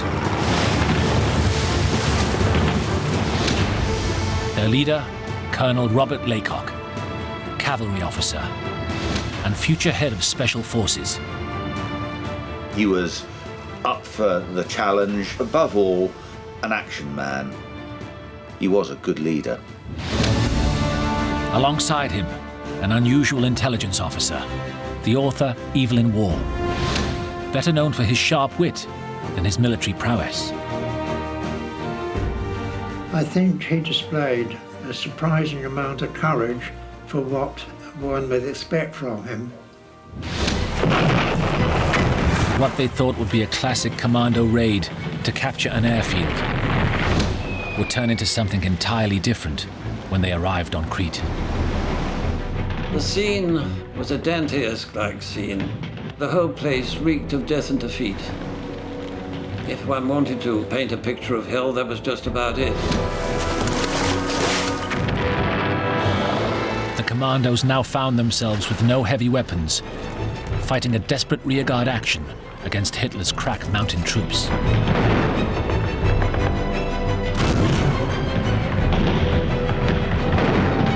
Could Laycock's lightly armed force hold the line, allowing thousands of soldiers to escape? Or would they be overrun and captured?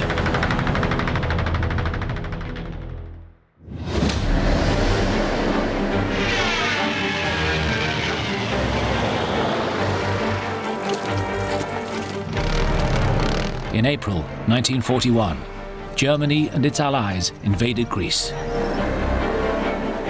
In a devastating campaign, they pushed rapidly through the mountainous terrain.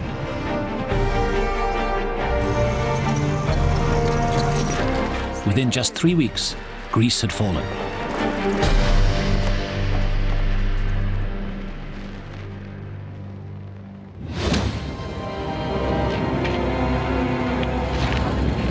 The 50,000 British and Commonwealth troops stationed there had no choice but to evacuate. They left at breakneck speed, leaving behind their heavy weapons, destroying anything they thought might be of use to the enemy.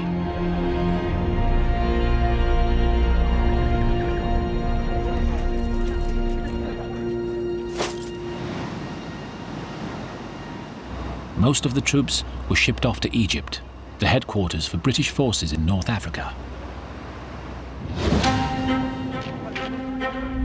But by now, the Germans were selecting their next target, the island of Crete.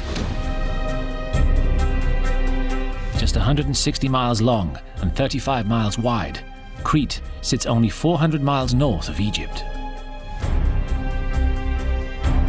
This made it of vital strategic importance.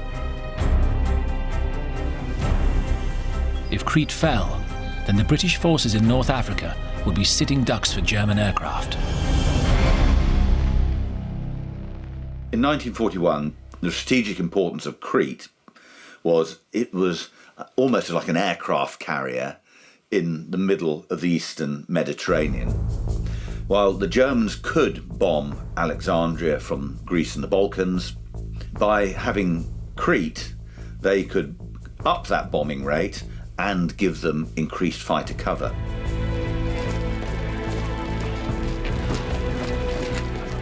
Until now, there had been just a small garrison defending Crete, along with a few RAF fighters. But Winston Churchill was determined the island would be held at all costs.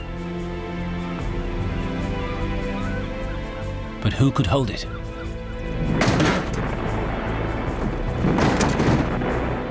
Most British troops in North Africa were already engaged in the fight of their lives, holding off the German General Rommel's Afrika Korps.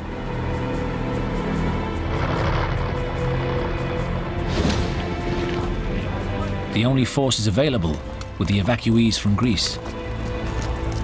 Some 25,000 men, half of them Australians and New Zealanders, were diverted to defend Crete.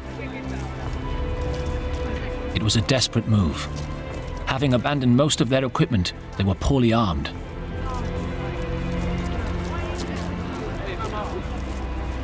When the evacuees started to arrive, many of them came in with, if they were lucky, a personal weapon, others literally just the clothes they stood up in.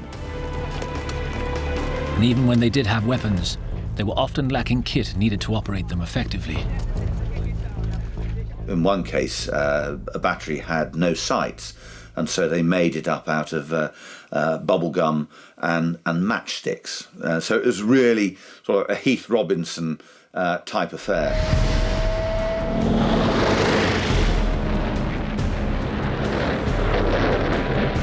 In early May, the Luftwaffe struck,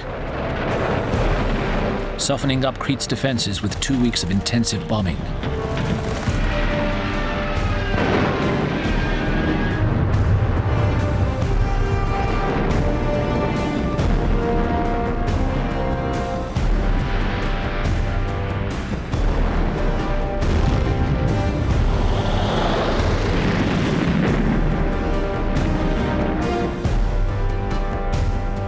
Once they had air supremacy, on the morning of the 20th of May, the sky over northern Crete turned black, with German planes carrying paratroopers.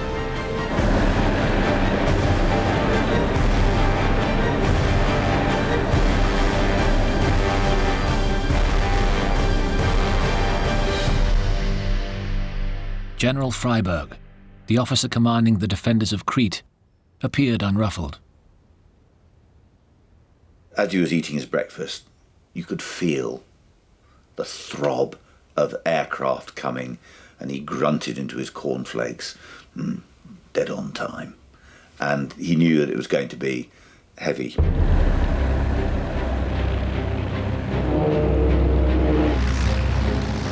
It was the largest airborne assault that had ever been launched. But Freiberg's men resisted heroically. In many cases, groups of paratroopers dropped into orchards and olive groves and in open ground, and there they were hunted down by small groups of New Zealanders.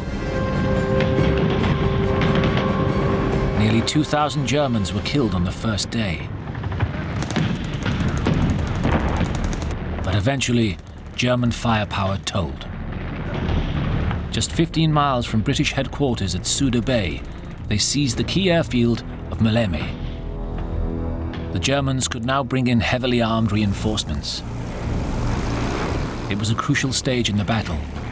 If the British were to hold Crete, they had to retake Maleme. Across the bay, General Freiberg from his headquarters could see the JUs coming in, landing, taking off, and another lot coming in. So he knew that the vital air bridge into Crete was at Maleme, and he requested that Maleme be dealt with.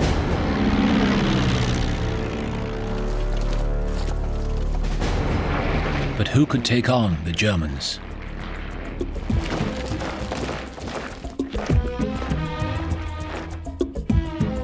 It just so happened that 400 miles away in Egypt, the British seemed to have both the perfect force and the perfect commander for the job. Robert Laycock and the Commandos.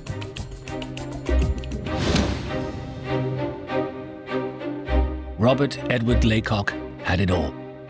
Handsome, dashing, well-connected. He'd been born into Britain's military aristocracy. As the eldest son of a brigadier general, he had followed the well-trodden path of the elite.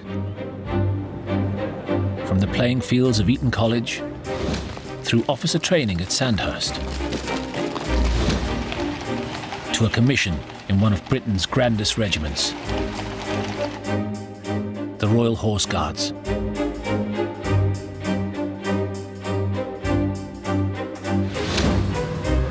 Like many soldiers, he had spent the early years of the war kicking his heels in frustration. Britain stood alone, behind the English Channel, undefeated, but not strong enough to take the fight to the Germans.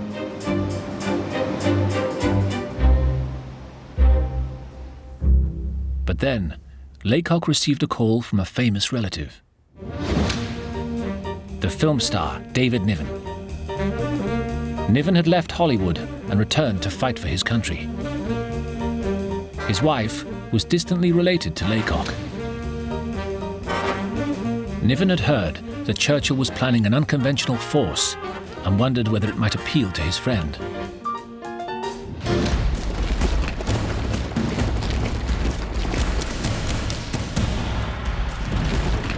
That force was the Commandos. Their task, to launch short, sharp raids, harassing the enemy. Back then, it was about all Britain was capable of doing. In those early days, the basis for selection was still quite vague. Sergeant James Dunning was one of those who answered the call. The notice appeared in orders, volunteers wanted for special service, and didn't say exactly what, but then it gave some criteria for the volunteers: able to drive, able to swim, prepared to travel in a submarine, and prepared to volunteer for parachuting. I thought, well, it's just a job. Above all, the Commandos wanted men eager for action and adventure. Robert Laycock was immediately accepted, promoted to Lieutenant Colonel, and put in charge of No. 8 Commando. He was a born leader. He had a terrific face, a face of a gentleman boxer, and he was rugged but good looking, and very fit, always looked very fit. Each commando unit had about 500 men, led by 10 troop leaders. Laycock's first task was to recruit these officers, and he had strong ideas on selection. He said, be more careful than choosing a wife, and don't tolerate any creepers. And that was pretty sound advice.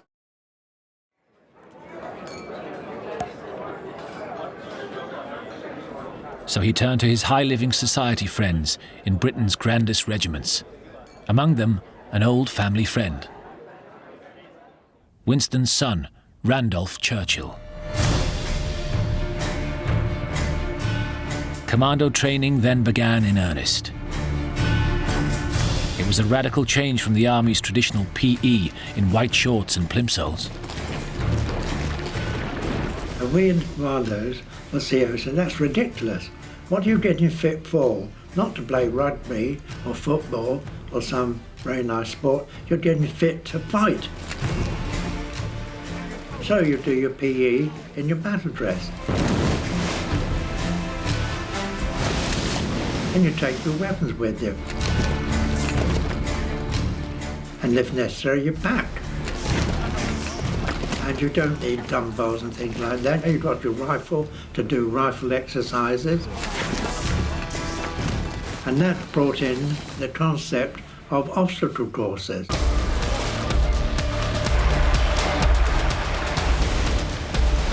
By the autumn of 1940, the Commandos were ordered to train for large-scale amphibious raids. The rugged west coast of Scotland became their practice ground for future operations in the Mediterranean. News of Laycock's supposedly secret commando unit soon reached another member of the smart London set. Evelyn Waugh was one of his generation's most successful authors. Already famous for a series of bitingly satirical novels.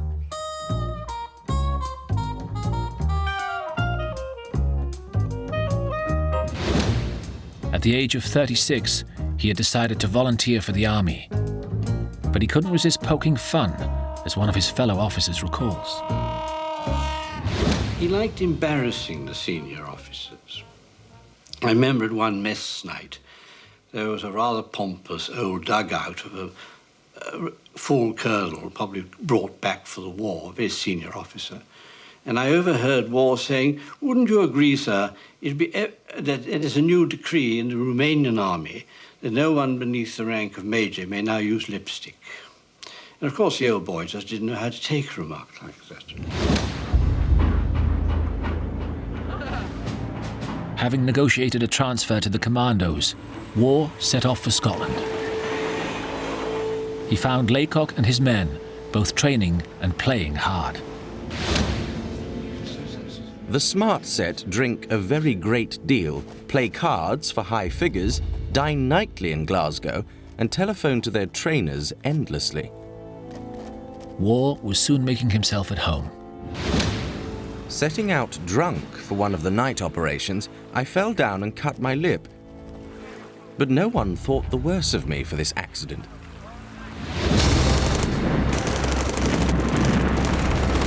Despite the partying, a serious fighting force was also emerging. But they were now desperate for combat. So these were the kind of men who joined for action. They didn't want to be sitting doing the same old exercise over and over again. They wanted action. Finally, in January 1941, the order came through to embark for Egypt. Lieutenant Colonel Laycock was promoted and put in charge of 3 commando units, over 1,500 men. And Evelyn Waugh travelled with him as his intelligence officer.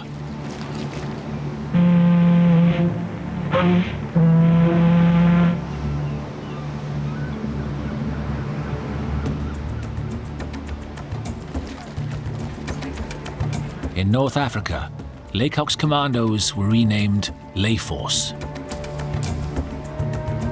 There, they were merged with another unit, the Middle East Commandos, led by Lieutenant Colonel George Young, a former intelligence officer and Royal Engineer.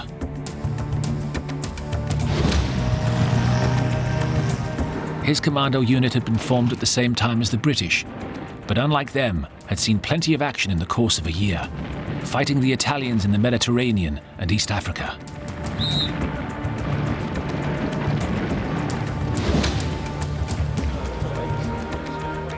But if Laycock hoped he was now going to see some action, at first, it seemed he was wrong.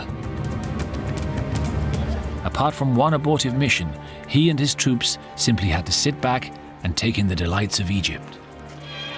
Here in the old bazaars of Cairo, there's 101 things symbolic of the East, and which to some of the folks at home will prove the most novel presents they've ever received. But what's this? Something which to those at home will be as precious as water in the desert was to these lads. Silk stockings. But then, on May the 22nd, the news came through that Crete needed an attack force to seize the airfield at Malemi.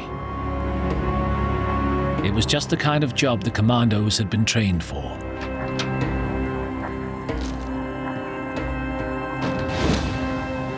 Laycock's initial plan was simple. His men would sail to the British-held port of Suda Bay on the north coast of the island. From there, they would launch an attack on Malemi airfield, just 15 miles away. The next day, Laycock and around 800 of his men arrived in the port of Alexandria, expecting to catch a ship to take them on the 14-hour journey to Crete. But at the last minute, the troop carriers allotted to them were thought too vulnerable to air attack. So they had to hunt around for alternatives. Eventually, only about 200, just over half of a battalion, managed to get onto a minesweeper, HMS Abdeel, and they set off to Suda Bay that day. Laycock and Young were left behind in Alexandria, along with the remaining 600 commandos. It was the first of a series of blows that would utterly change the nature of their mission, from assault into narrow escape.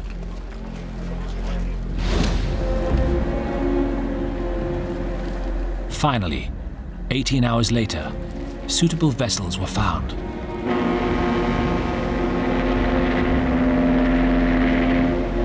One of their transports was the Australian destroyer HMAS Nizam. Midshipman Adrian Holloway was just 18 at the time. They were unlike troops that I had ever seen.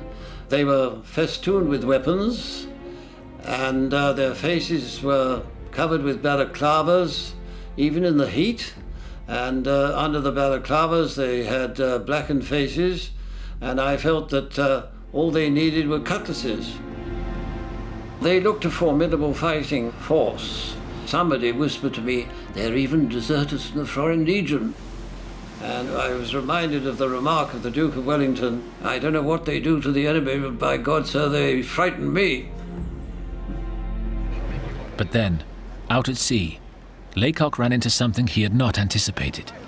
At first, the weather was delightful, rather like a Mediterranean cruise, and they were scattered around the iron deck and enjoying it. But then later on, at about 9 o'clock, the wind got up.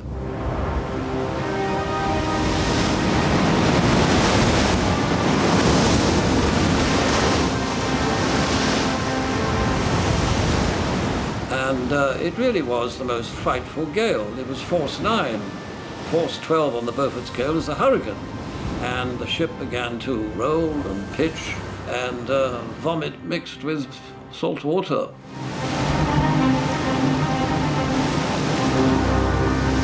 It became clear that the mission would have to be abandoned. We made our way back to Alexandria. 24 hours, really, we lost. The next morning, the Commandos set out for Crete again. But they were now 2 days late, and events had taken place on the island that had changed everything.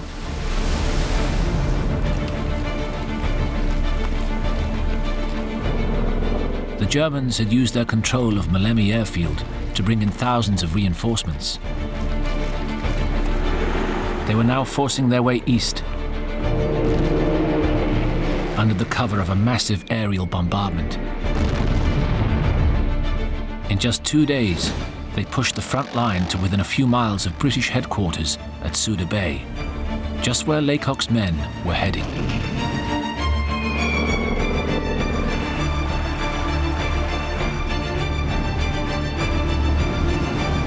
When Laycock's ships arrived that night, they encountered the first of a series of shocks.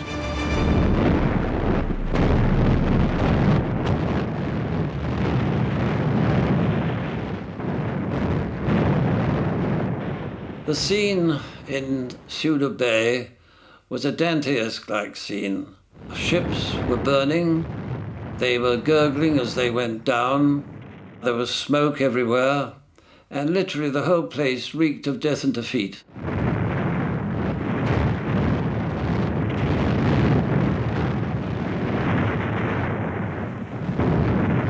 That was perfectly frightful, and if one wanted to paint a picture of hell, that was just about it. There were flashes in the mountains surrounding the bay, and it was quite obvious we were in the front line.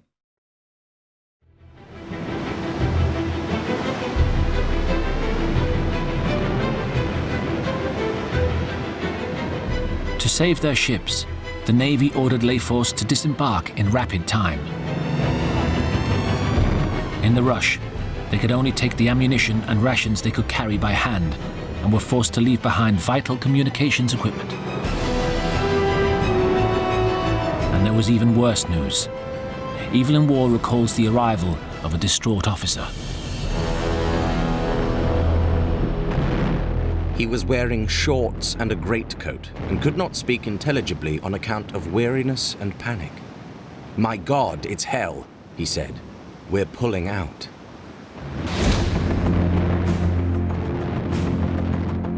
Crete, the island they had come to rescue, was being abandoned.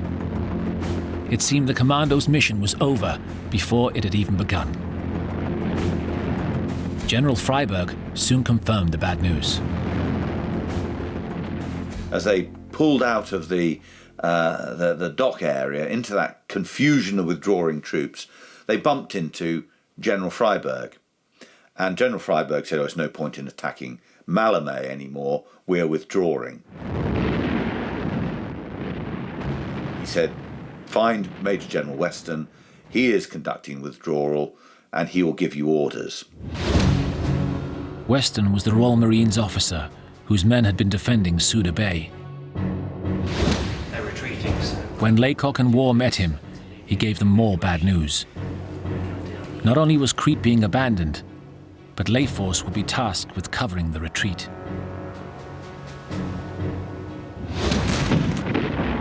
Their job would be to hold off some 18,000 Germans, while over 20,000 British and Commonwealth soldiers, trapped in western Crete, would have to march 35 miles over rough terrain, crossing Crete's White Mountains to the small fishing village of Sfakia on the south side of the island.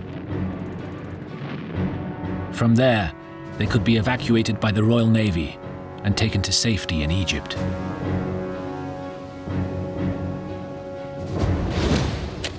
But holding the Germans at bay was something for which Laycock and his men were utterly ill-equipped.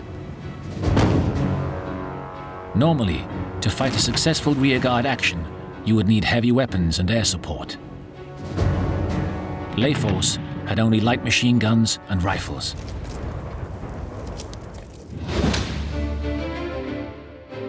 But Robert Laycock and his comrade in arms, Lieutenant Colonel George Young, rose to the challenge. These are not the kind of men who are going to be fazed by a small change of plan, or even a big one, come to that. And they would not be fighting alone. Weston was also deploying his Royal Marines and units from the Australian and New Zealand forces. The plan for the rearguard was to use a series of blocking positions along the escape route. As the Germans advanced, the troops facing them in the front line position would hold on as long as possible, then withdraw, moving back to the next blocking position down the line.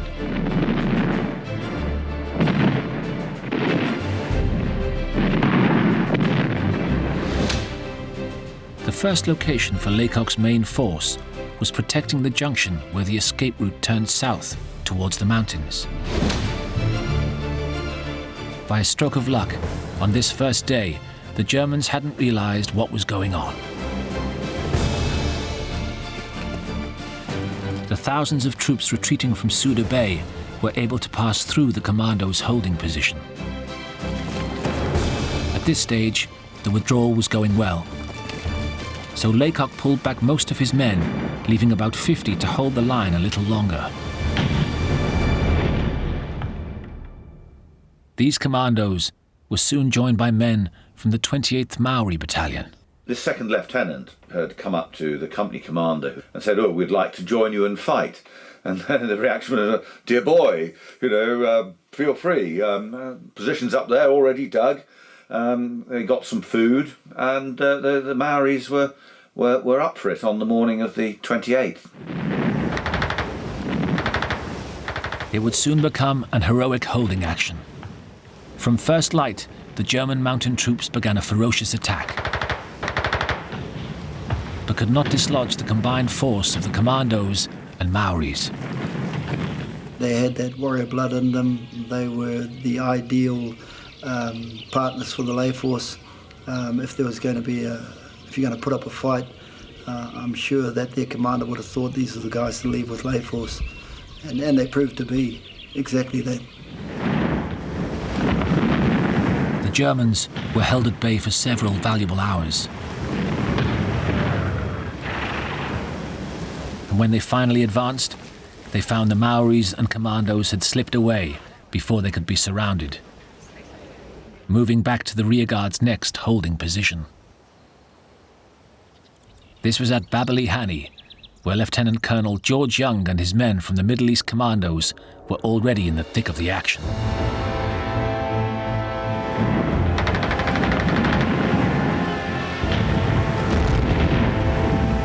The Germans were pounding his position with mortars, artillery, and air attacks.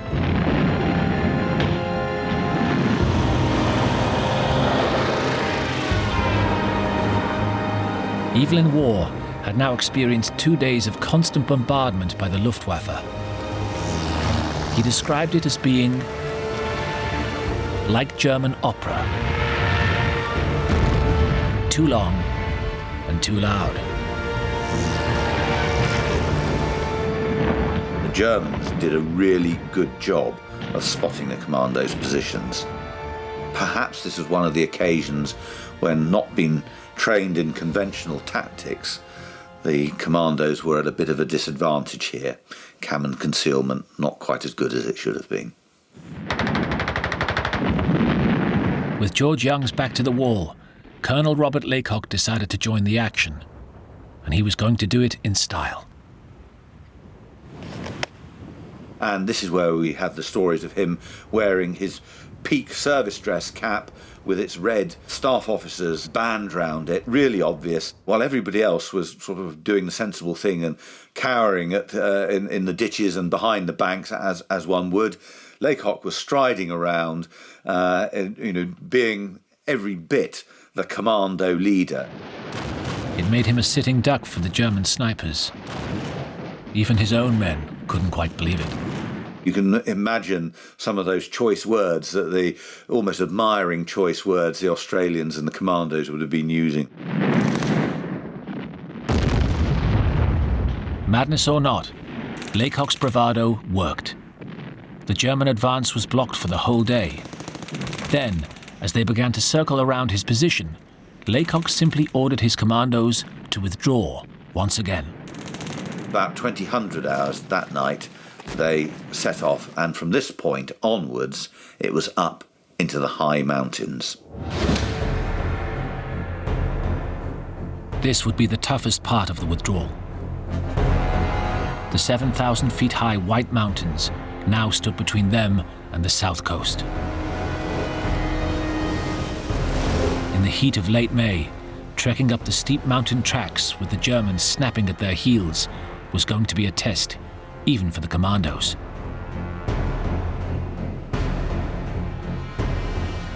The road was not a hard top road, it was a pounded, baking, hard limestone road. For the thousands of exhausted men the Commandos were trying to protect, it was a terrible ordeal.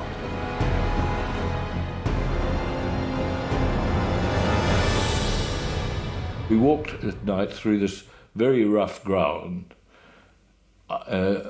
Looking back, I just don't know really how we managed it without stumbling and falling flat out and all this sort of thing, but we did. And we just walked. And when the morning came, we found a hen house and perched in there for the day. And we had no food, but I don't recall actually getting terribly hungry, as it were. I was more exhausted than hungry. Their biggest problem was thirst, because the wells had no windlasses or buckets nearby. Eventually I found an old abandoned truck and I drained some water out of the radiator. It tasted a bit rusty and a bit oily, but at least it was wet.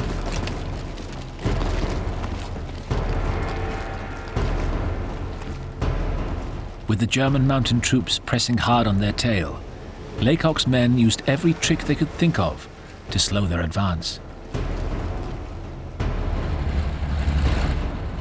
They slewed the tanks across the road, drained the oil from them and left the engine running. So that would make a 40-ton chunk of metal blocking the road for the Germans, and it significantly slowed them up. On the 28th of May, one day after the Commandos' arrival, the head of the retreating Allied column had reached the south coast.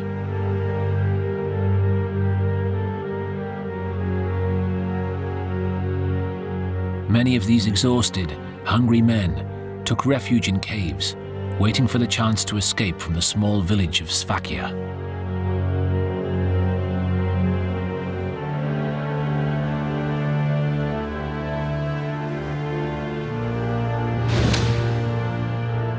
With some 20,000 people fleeing towards the coast, it was a race against time for General Freiberg, who was now in Sfakia trying to organize the evacuation. At best, he reckoned he had about 4 days before the island would fall.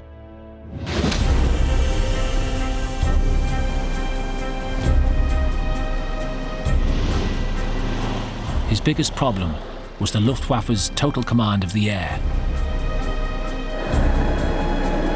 On the 14-hour journey from Egypt, Only the fastest ships in the Royal Navy could run the gauntlet of the German bombers.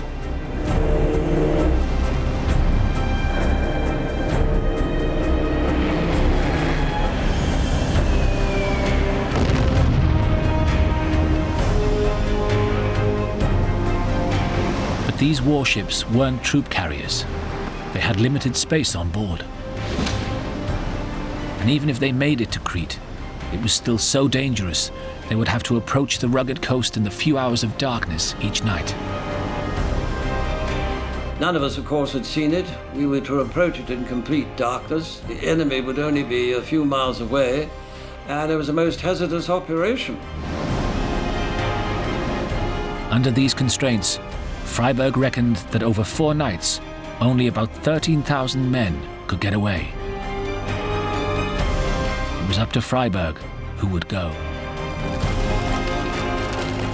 He took a military decision, giving priority to as many of his fighting troops as possible, leaving behind those who had become stragglers.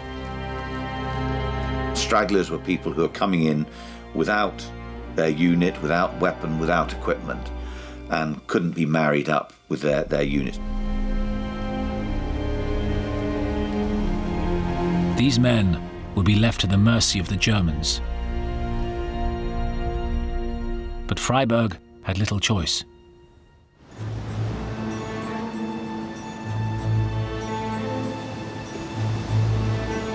On the night of the 28th, the first rescue ships arrived, with midshipman Adrian Holloway on board.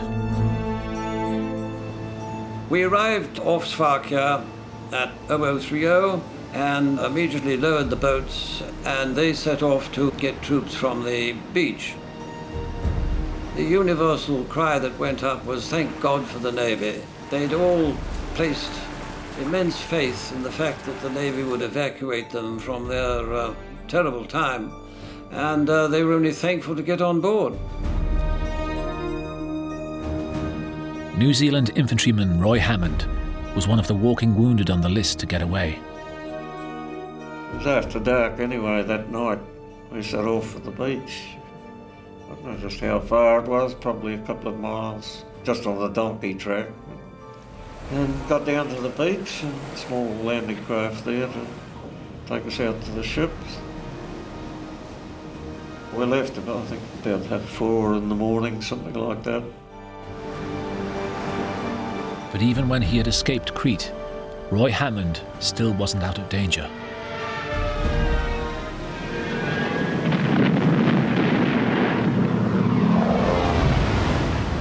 I think we were bombed 8 times that day, but luckily none of them were close enough to do any harm. And back to Alex and into a hospital. In that first convoy, just over 1,000 fighting troops and wounded had got away.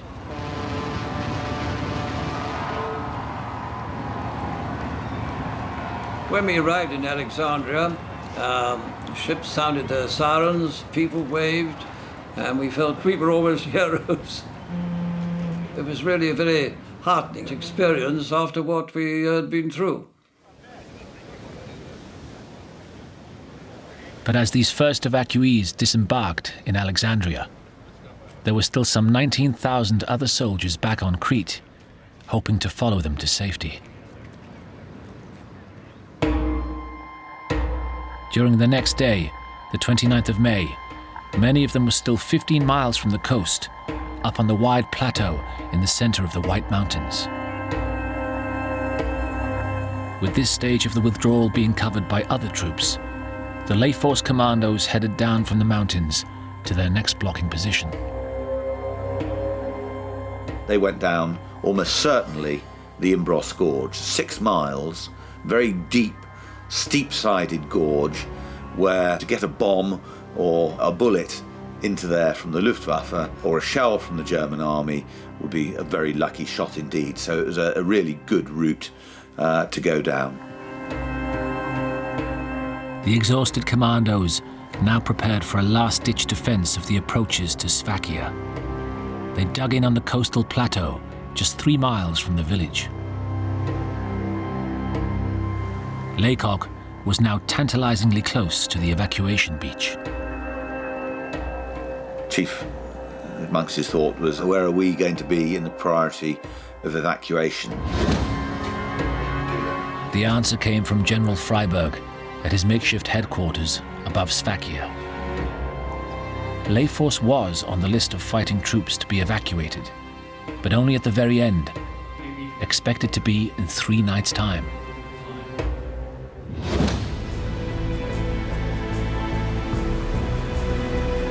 That night, the evacuation went well. 6,000 men made their escape on schedule. The following day, German mountain troops met fierce resistance from Laycock's commandos and their fellow defenders, determined to protect the approach to Sfakia. General Freiberg was still hoping the evacuation would continue as planned. 4 more destroyers, Nizam, Napier, Kelvin, and Kandahar, were on their way to pick up another 3,000 men. But the Luftwaffe had other plans. Towards tea time, we were attacked by 6 aircraft. And we twisted and turned, as always.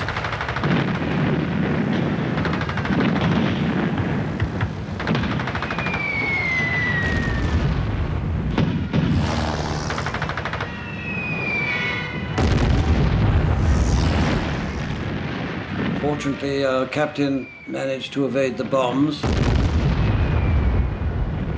But suddenly, a cry went up, Kandahar's been hit.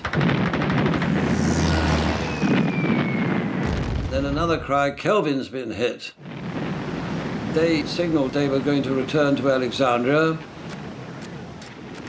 They made a signal saying, "We hate to leave you, may God be with you," but exclamations of goodwill didn't alleviate our fear of having to carry on with just the 2 of the destroyers.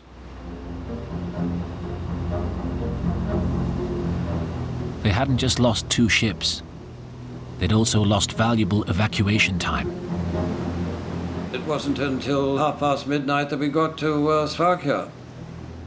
But this time we could see flashes on the hills above the little harbour. One soldier said to us that the German army was only 4 miles away. Soon, desperate men were clambering onto the ship.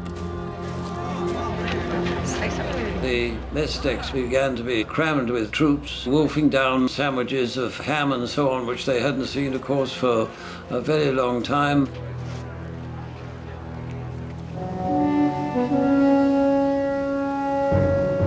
However, with only 2 ships, the Navy could only take off 1,500 men that night, half the number General Freiberg had planned. But it was no longer his problem. That same evening, he had taken the VIP escape route, laid on by Middle East Command. They couldn't let their general fall into German hands.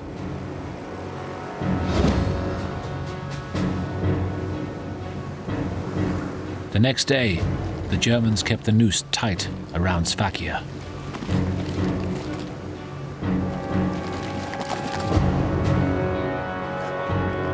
In the village, tension was mounting. There were still 9,000 British and Commonwealth soldiers and many stragglers desperate to escape. But by 6:30 that evening, General Weston, the man left in charge of the evacuation, knew for certain this would be the last night.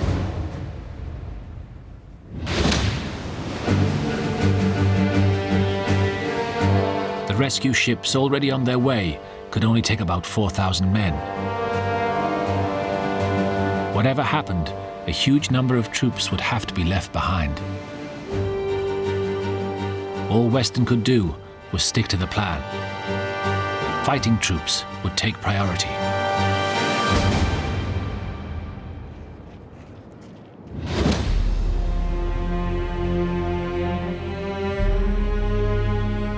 Up on the plateau above the village, about 700 Leyforce commandos, with Lieutenant Colonel George Young in charge, were holding their defensive position. They still expected to be evacuated.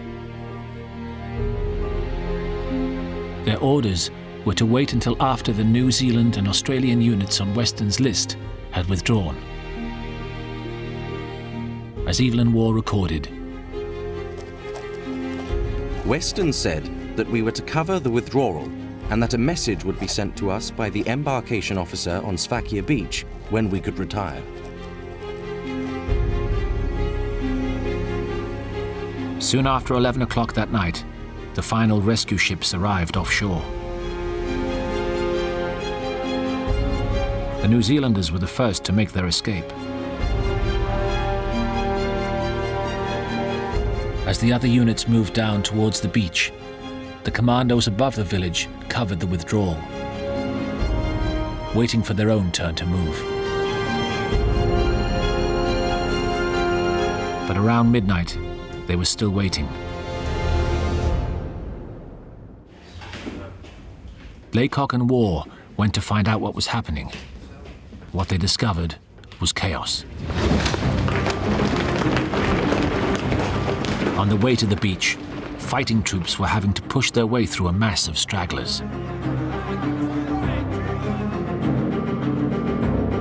Even worse, the men who'd been in charge, General Weston and his staff, had just made their escape on another VIP flying boat.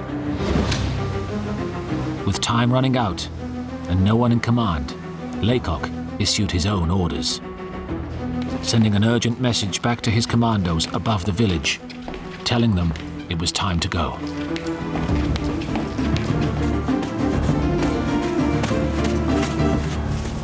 But most would never make it.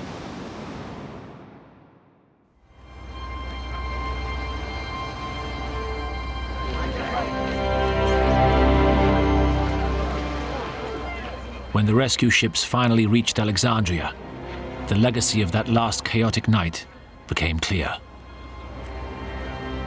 Colonel Robert Laycock and Evelyn Waugh had got away.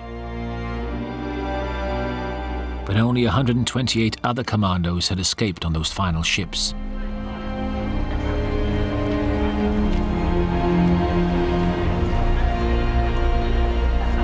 Over 500 had not made it, including Lieutenant Colonel George Young.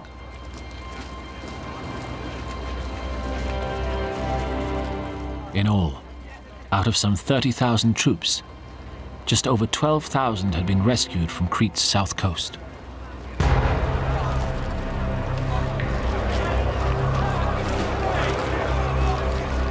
For those left on the island, a long, painful journey into captivity now lay ahead. Among them, over 3/4 of the commandos Laycock had brought to Crete just 1 week earlier.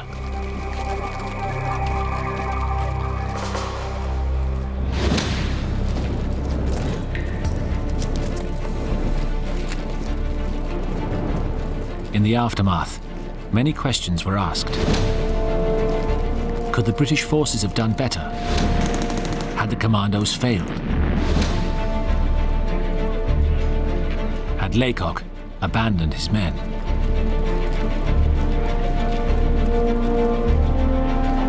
Certainly the loss of so many troops was a disaster. But Crete itself had been lost before the commandos even arrived. As a makeshift rearguard, it was felt Layforce had done all that could be expected of them. They weren't prepared for that sort of operation, and all they could do is to just cover the withdrawal in stages. Most frustrating operation, but they carried it out with fortitude, guts and courage. George Young, one of the men who had fought so hard, would spend the rest of the war in the fortress prison of Colditz. But he still considered Laycock's escape to be both justified and required. Certainly Laycock's superiors agreed with Young. Within 2 years, Laycock was promoted and replaced Lord Louis Mountbatten as Churchill's Chief of Combined Operations.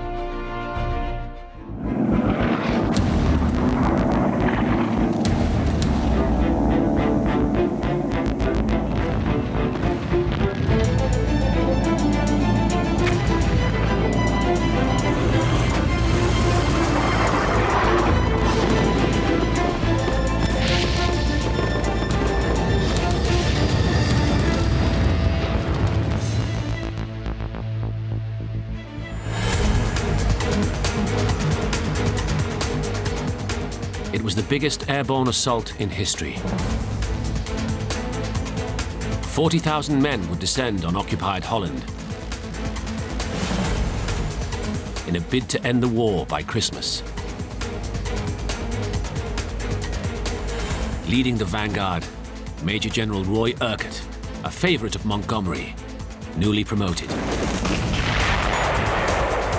And when the mission hit trouble, the general would have to dive headlong into the battle to save his men. Dodging German sniper fire, he'd become trapped in a lethal game of cat and mouse. To rescue his troops, he would have to escape himself in one of the most savage battles of the war. And then escape again, leading 2,000 shattered men out of the tightening grip of German forces.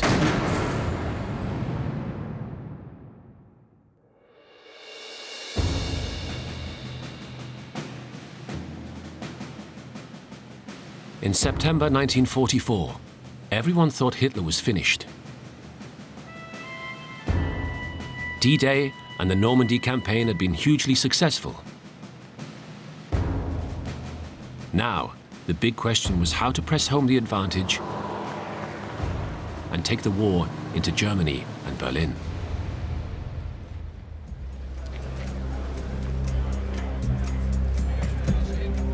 But success had brought with it its own problems. Intense rivalry and bitter animosity between Field Marshal Montgomery and the American General George Patton made the Allies' plans on what to do next highly political. What you have is the development of two conflicting plans. One essentially that's American, the broad front strategy. The Allies should actually push forward along a broad front, try and wear down the Germans. The competing plan is the narrow front strategy, extolled by Monty. It says that what the Allies should do is concentrate their forces and attack Germany in its heart, but from a point that it wouldn't really expect. Montgomery lobbied the Supreme Allied Commander, Dwight Eisenhower, and argued hard for his strategy to be chosen. He claimed he could send a strike force that would skirt northwards across German-occupied Holland and around the German defensive wall called the Siegfried Line. First, airborne troops would seize and hold key bridges over several of Holland's many waterways. The last, the crossing over the mighty River Rhine in the town of Arnhem.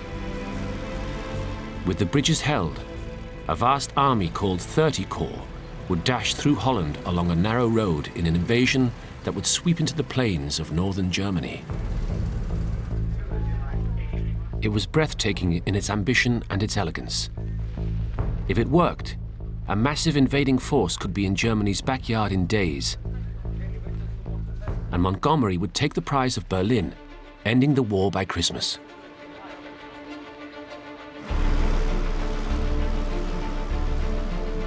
Eisenhower gave Montgomery the green light. All eyes were on the gateway to victory, Arnhem. A Dutch town hard on the German border, its bridge over the River Rhine would be the key to success and the toughest of the mission. Deep behind enemy lines, it would be the furthest to take, the last to be crossed, and the longest to be held. Determined to seize it, the 12,000-strong British 1st Airborne Division, among the fiercest fighting men in the British Army. Leading them, Major General Roy Urquhart. Monty was very good at spotting talent. So in the case of Urquhart, he saw him as a man who was capable, who was very good under pressure, could think independently, was very good at gaining the respect and trust of his men. These were all qualities that you would actually need if you were going to lead an airborne division into combat. Although Urquhart had no experience commanding airborne troops, he was well known as a fierce warrior in battle. Leading his men into Sicily, he'd already shown great daring and physical courage. But his promotion meant an altogether different kind of soldiering. As divisional commander, Urquhart's job was not to fight, but to take a step back. Use his brains, not his muscle. This time, he'd have to lead his men from a war room in a divisional headquarters, thinking tactically about the battle and how best to deploy his forces, all the while keeping a cool head. Success at Arnhem could be the first rung on the ladder of truly great things as a career general, and a chance to shine as the star who led Monty to Berlin. On September 17, the word was given that Operation Market was on, and the airborne army prepared to go into action. The great Allied air fleet, which was to deliver more than 39,000 men on this operation, 11,000 of them to Arnhem.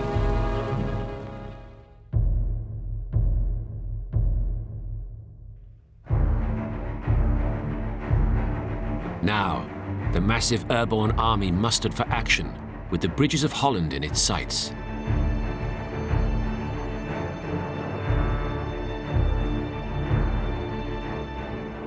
"1,500 airplanes and 3,000 gliders would carry 37,000 British and American men, 1,700 vehicles, and 3,000 tons of ammunition."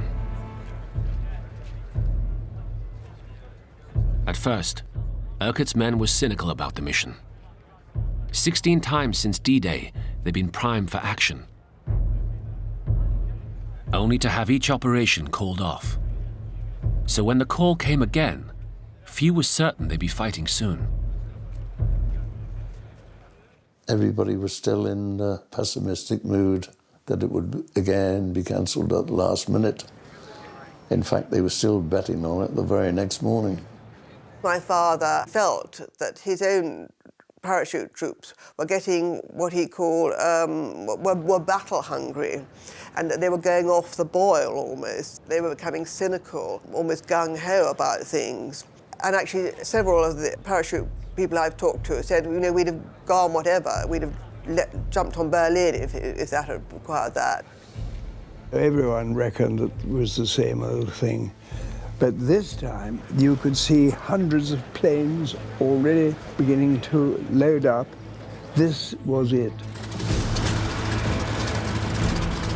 Finally, the paratroops were airborne. Elite soldiers drawn from the best units of the British infantry. The hour they had been preparing for months was upon them.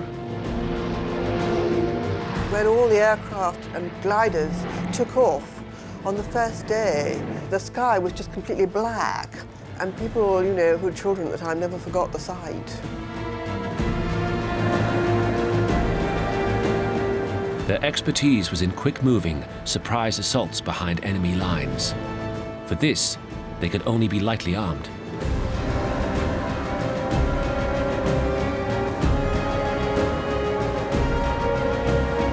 They would drop with only the weapons and armor that could be carried in prop planes towing plywood gliders. It would be the flimsiest of arsenals, wielded by the toughest men.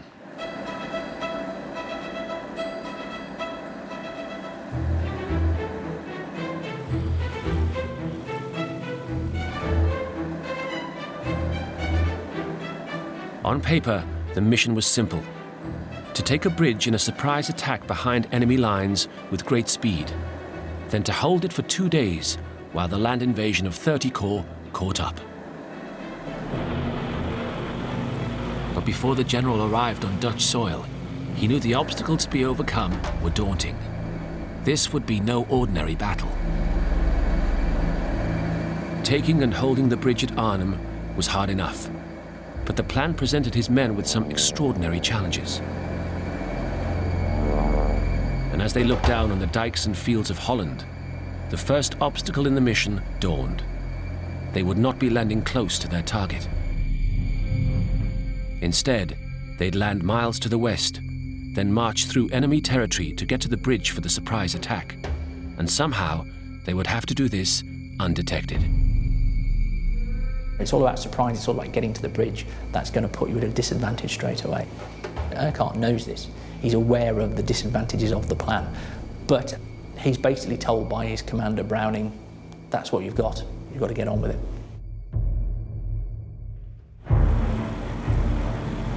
Already, Urquhart was dealing with a fragile plan. It could work, but his lightly armed force would have to be relieved very quickly, Once it had taken the bridge, the 50,000 men and tanks of 30 Corps would have to be coming over the horizon within hours.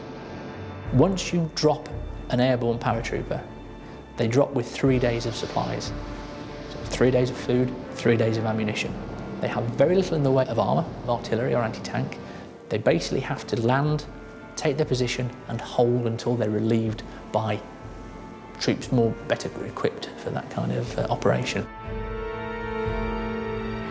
3 days, so that's what they have, 3 days.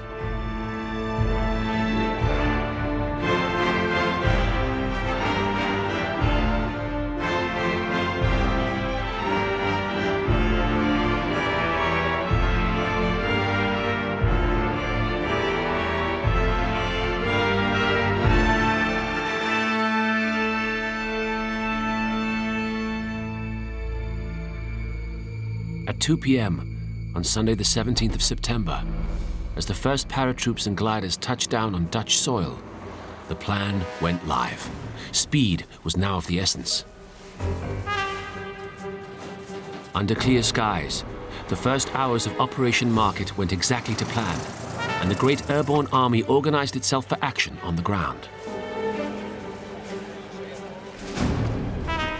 As the maneuvers that had been rehearsed countless times unfolded, officers and men were encouraged by the expectation that they would meet light German resistance. It's a plan that can't withstand any negative impact on it. If the Germans make any serious attempt to resist the Allied operation, it has the potential to unravel because timings are so critical. It's a great plan, but as the Polish commander, General Sosabowski, said, what about the Germans?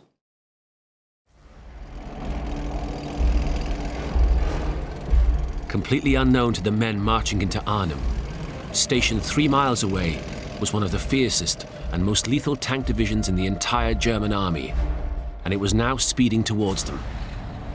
It would be backed up by crack SS troops, hardened by years on the Russian front. And finally, there were expert and seasoned German paratroop commanders who knew exactly how to destroy an airborne attack. These were not the old men and young boys Urquhart had been told to expect.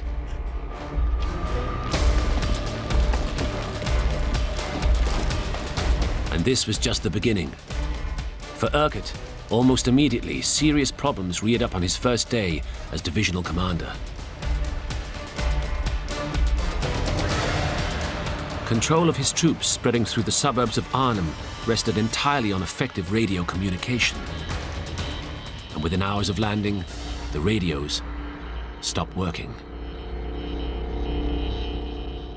For a commander, this is critical because it means he has no visibility in terms of what's going on. The radio allows you to interface with your eyes and ears because your eyes and ears are the brigadiers, brigade commanders, even the company commanders. And I think sort of more or less straight away during that first day, and certainly going into the next, this is when he starts to become uncomfortable. At first, everything seemed to be going well. 2 units from the 1st Parachute Brigade marched rapidly to Arnhem and quickly dispatched what little resistance they met.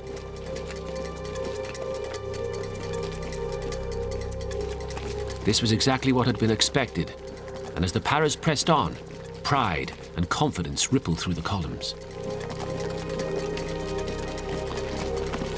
Urquhart even had his first prisoners of war, who were paraded for newsreel audiences. And Dutch locals, delighted by their liberation, came out to greet their conquering heroes.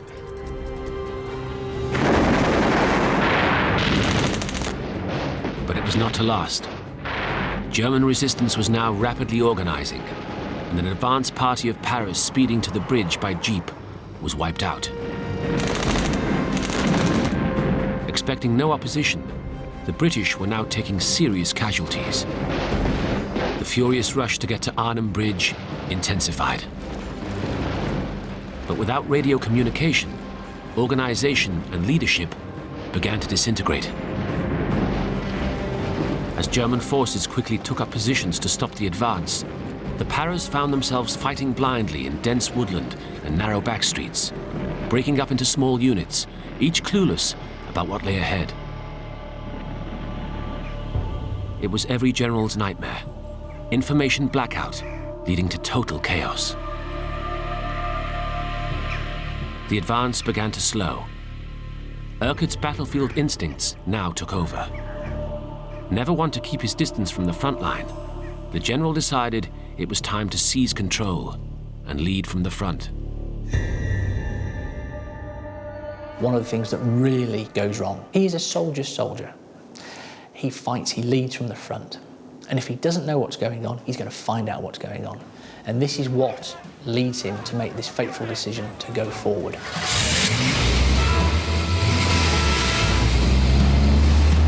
Urquhart did what a divisional commander should never do and dived into enemy territory.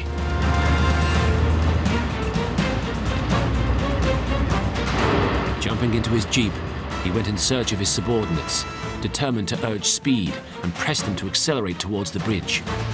It would be a fatal error. For as he swept ahead, leaving his headquarters behind, the Germans closed in behind him. In the thick of the action, he charged on, not realizing that by becoming cut off from his command post, he had deprived his army of its leader. Before long, he encountered a young British officer marching a unit of men towards the bridge, Major Tony Hibbert. A jeep came up from behind, and in it I was amazed to see General Urquhart. This was definitely Indian territory with Germans all over the place, and to have your commander with no protection seemed to be odd. And he stood up in the back of his jeep and said, "Hibbert, for Christ's sake, get your bloody brigade moving faster, or the German tanks will be on the bridge before you."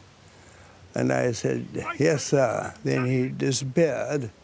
And of course, as history says, he disappeared for, I think, another 2 days, which left the operation without a leader for a very important period.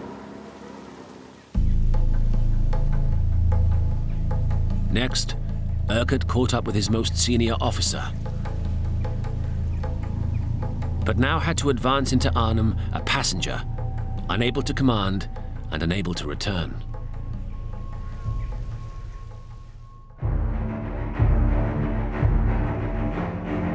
But even so, by evening, he seemed to have had a breakthrough.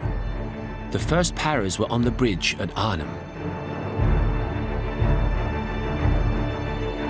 A battalion led by the legendary commander, Colonel John Frost, now held the north approach, and they waited for the other paras to join them.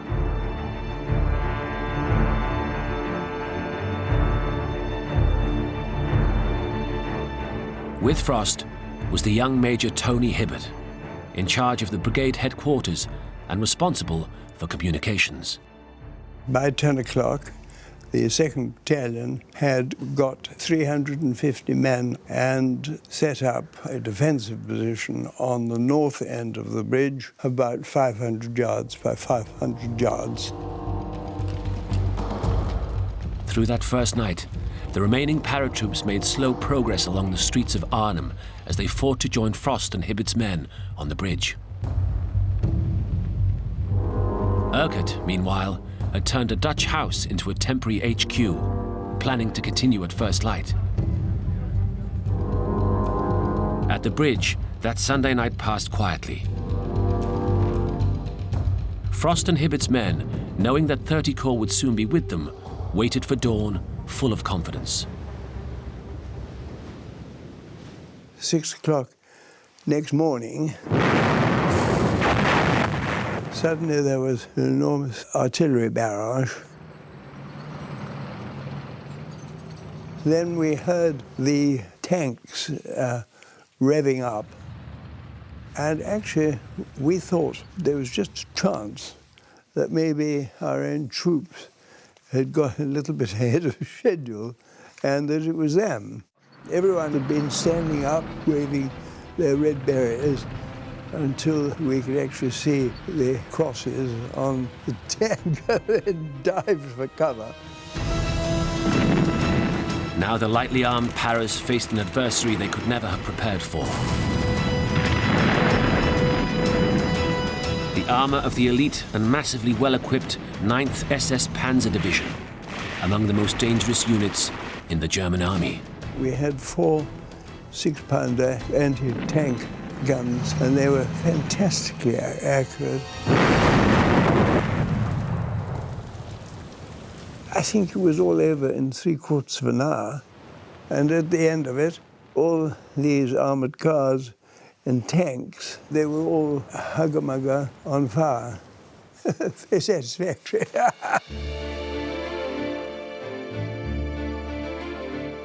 Incredibly, and against all odds, the paras had fought off the German tank assault.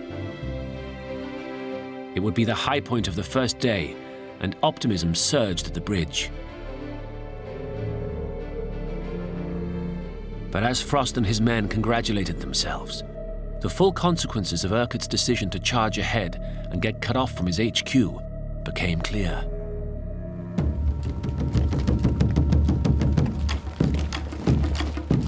For in the streets of Arnhem, German forces were now swarming. Heavily armed and often highly trained, they were turning into an insuperable obstacle, dividing the men on the bridge from the rest of Urquhart's troops. This is an extremely intense battle. This is urban fighting, just about the worst kind of experience that a soldier will have to face. Fighting in a built-up area, not knowing what's around the corner, watching as your mates, your friends, your colleagues are injured, wounded, killed, running out of ammunition, running out of food, running out of water. And as the commander, you obviously want to try and minimise their exposure to that. You want to use them to best effect. And Urquhart can't do this because he doesn't know what's going on. He simply has no idea. Any hope that Urquhart could return to his command post was out of the question. With only a pistol to fight with, all he could do was stick with his men, now scurrying through back streets, dodging snipers, and clambering over garden fences. No one had any idea where he was, and he was given up for dead. There's nobody coming for Urquhart. By this stage, British command had moved on. Urquhart's gone, could be dead, could be wounded, could be captured, who knows. There was no rescue party sent for him. They don't know where he is. With no clear instructions on Urquhart's succession, a power struggle broke out among his deputies, each claiming superiority. The British invasion force, with no communications internally or with the outside world, was now effectively leaderless.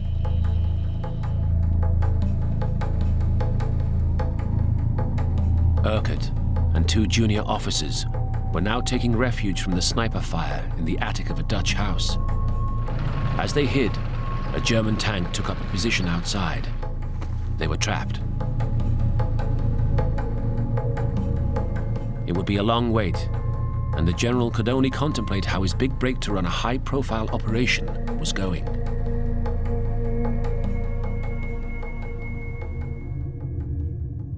Doug Charlton was among the men still trying to relieve Colonel Frost and his men at the bridge.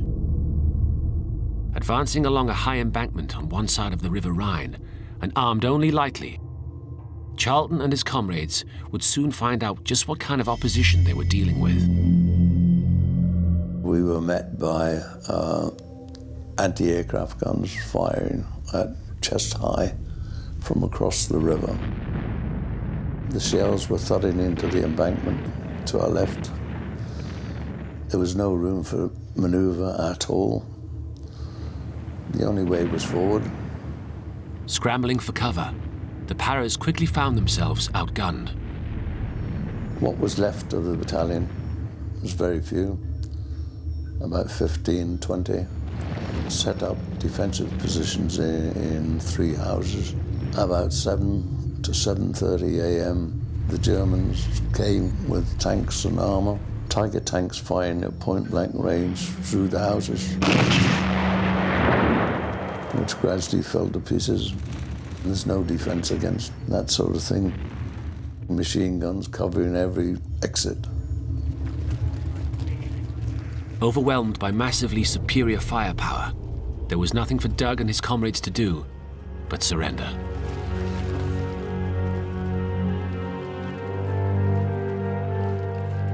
Meanwhile, in its general's absence, the British invasion of Arnhem had degenerated into a mass of small units moving haphazardly in radio silence against a well-organized and much more powerful force.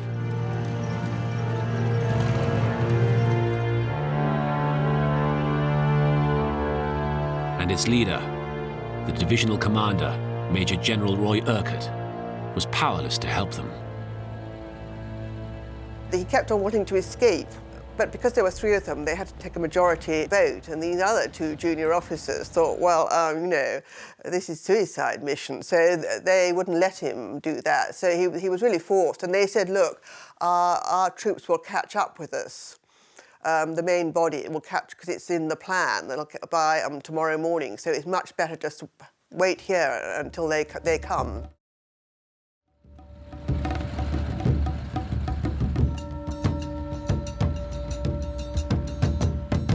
Eventually, a chance movement of the battle around him gave the general the opening he had been waiting for. With no idea of what to expect, he made a dash for it. Essentially, he waits for an opportunity when it's clear that there's some sort of battle going on in the street below.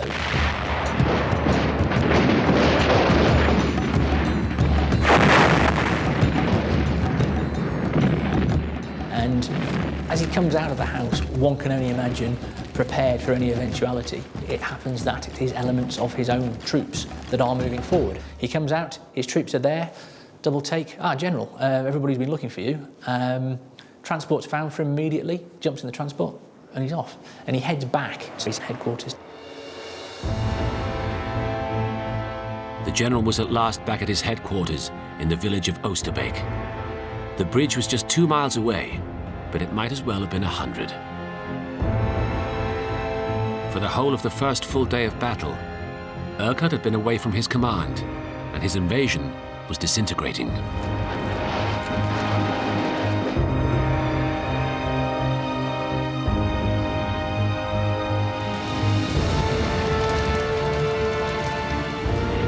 By now, the battle to reach the bridge had ground down into a slaughter, pitting paratroops prepared only for light opposition against a fully equipped German force.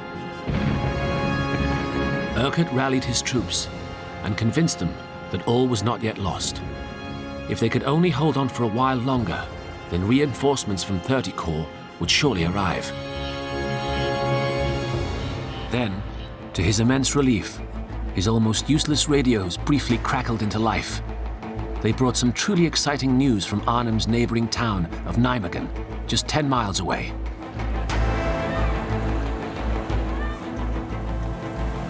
The communications starts to improve a little bit. And from these, he's told that the British force is in Nijmegen. So it's reached Nijmegen. So for Urquhart, this is an opportunity to tell the men this can still be done. He gives a little speech. Try and shore up morale, just to sort of say, well, look, all that we've given, everything we've sacrificed, it's still possible.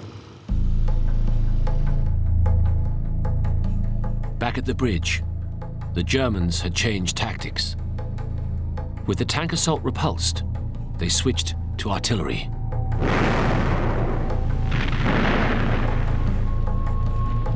They demolished houses occupied by Frost and Hibbert's men with both high explosives and phosphorus shells. Their first target was the school building occupied by Tony Hibbert and his men, which had a field hospital in the cellar. They started to pound the whole of our position on both sides of the road, and that went on for 36 hours. Brigade headquarters had the field ambulance in the cellars. By the third day, we had just on 300 men in the cellars, and of course there had been no water, since the first day, and we'd run out of all field dressings and so forth. Most of the buildings had been broken down into small bits, and then they switched to phosphorus shells. There was nothing to put out the flames with, which created a problem for us, because there was no water. We'd run out of water.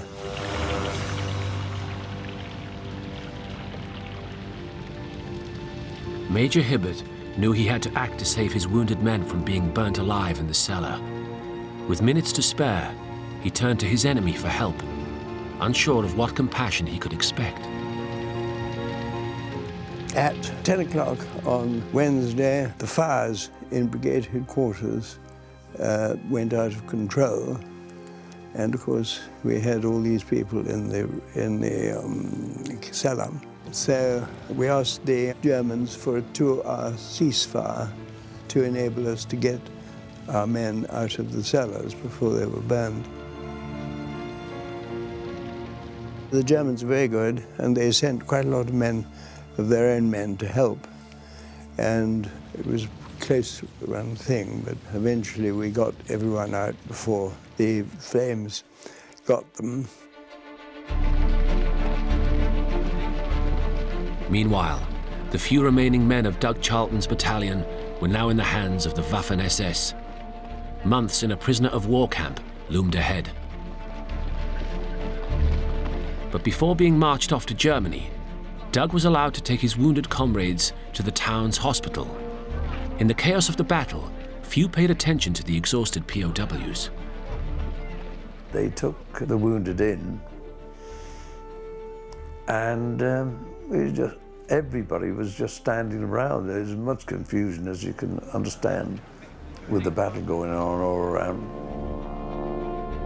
The German soldiers then became distracted by the British supply drops falling into their territory. Doug saw a golden opportunity and took full advantage. They were smoking English cigarettes and eating Cadbury's chocolate, and were rubbing their hands in glee at the resupply drop. More goodies for us, because they kept saying, "Not for you, Tommy." It was for them. You get one chance to make the right decision, one window of opportunity, and I just wandered off.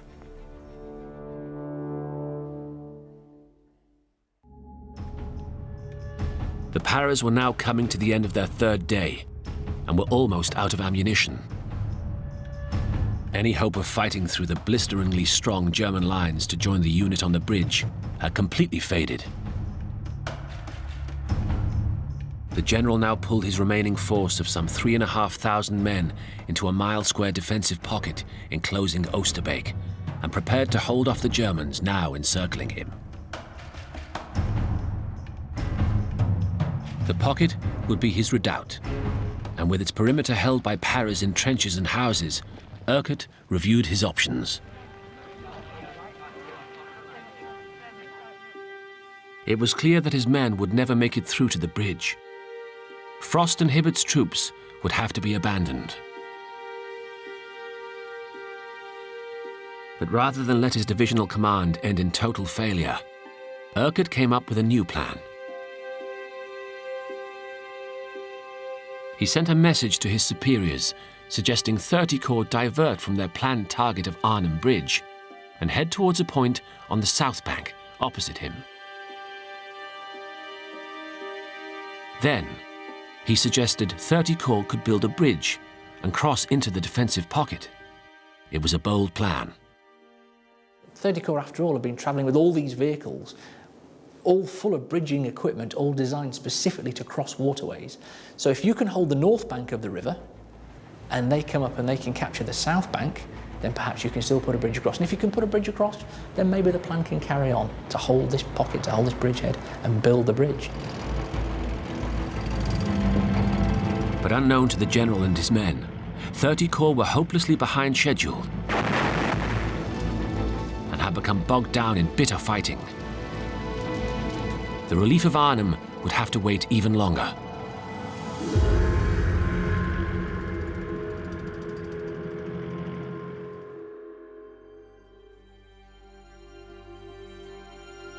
Meanwhile, back at the bridge, fires engulfed the headquarters of Frost and Hibbert's beleaguered battalion.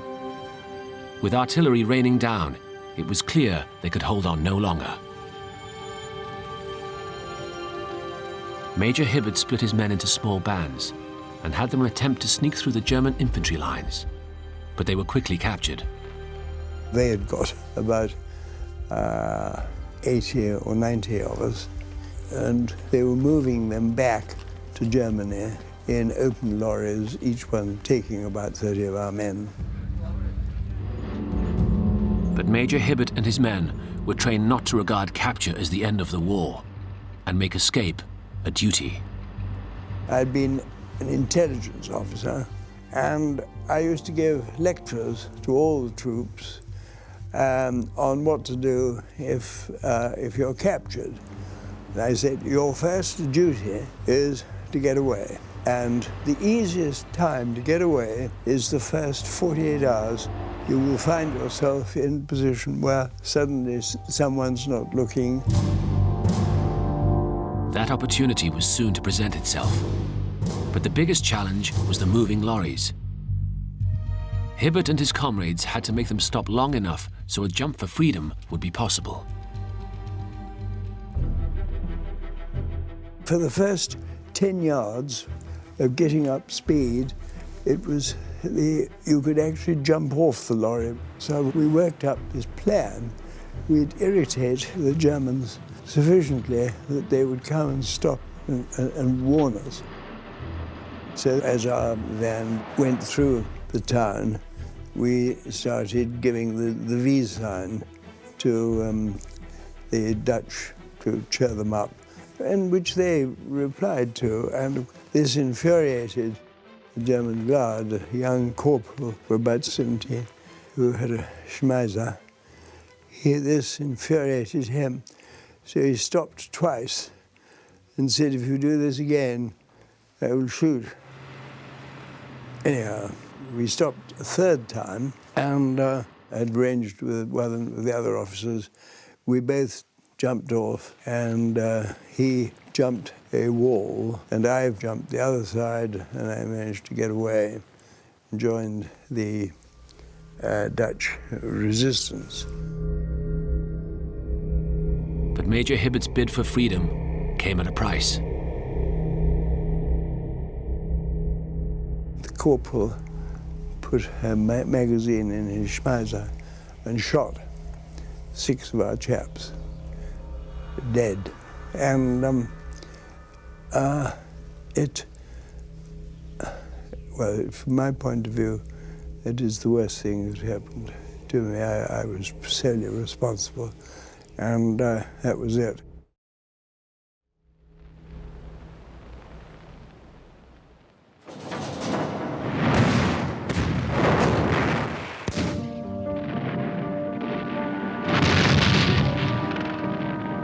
Urquhart and his men at the Oosterbeek pocket were now desperately short of food, ammunition, and medicine.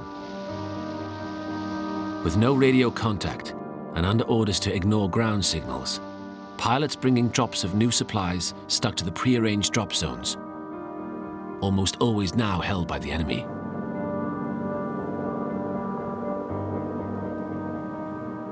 The men on the ground, they try their hardest, they try and rig up some sort of signalling mechanisms, but these have very little success. It means that they have very little in the way of ammunition. It means that they have very little in the way of food. Urquhart himself says that actually he didn't realise that he probably didn't eat for the best part of 6 days. By now, Doug Charlton had made his way to the perimeter and rejoined Urquhart's force. He soon found himself in the thick of the action.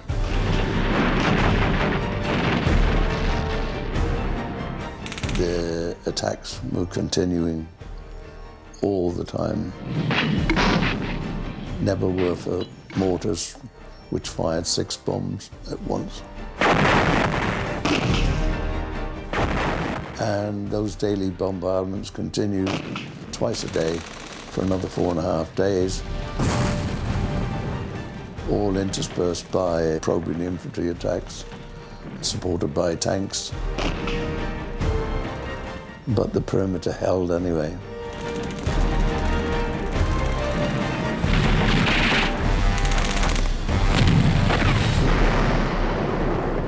but it caused a lot of damage. The casualties were mounting up all the time.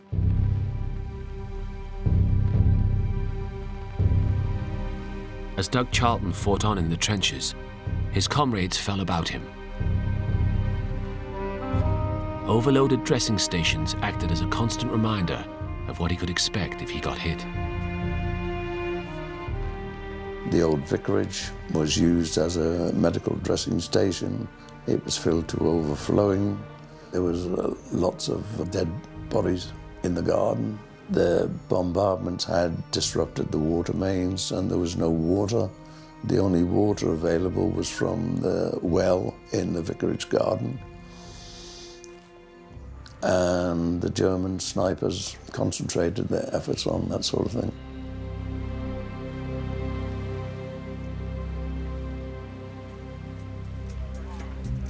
The Paras had now been holding out for over a week, far longer than the plan had originally envisaged, and longer than they had been equipped for. The Germans have worked out what's going on. They've worked out that essentially they have defeated the British force that's landed. Now it's a question of time and slowly squeezing them in and essentially street fighting, house-to-house fighting. The Germans moved towards a system of essentially using their superior firepower, using their tanks and their artillery to flatten the buildings progressively, to force the troops back into a point where they are either destroyed entirely or they surrender.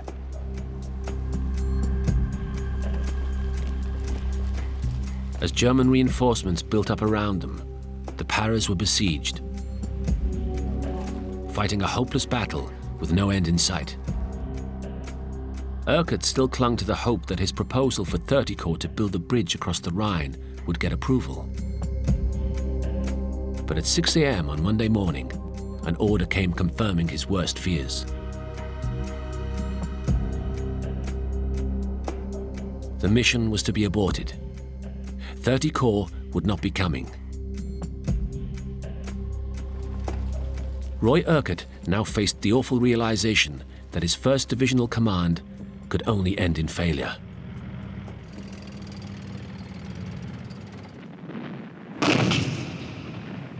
Urquhart is very upset about the decision.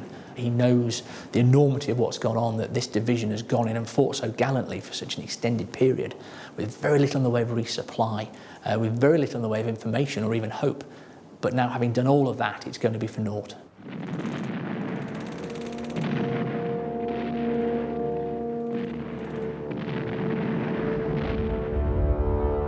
The men around Urquhart knew now that they were alone and completely surrounded. There was no way out through the encircling Germans. Escape would be suicidal. The options were bleak.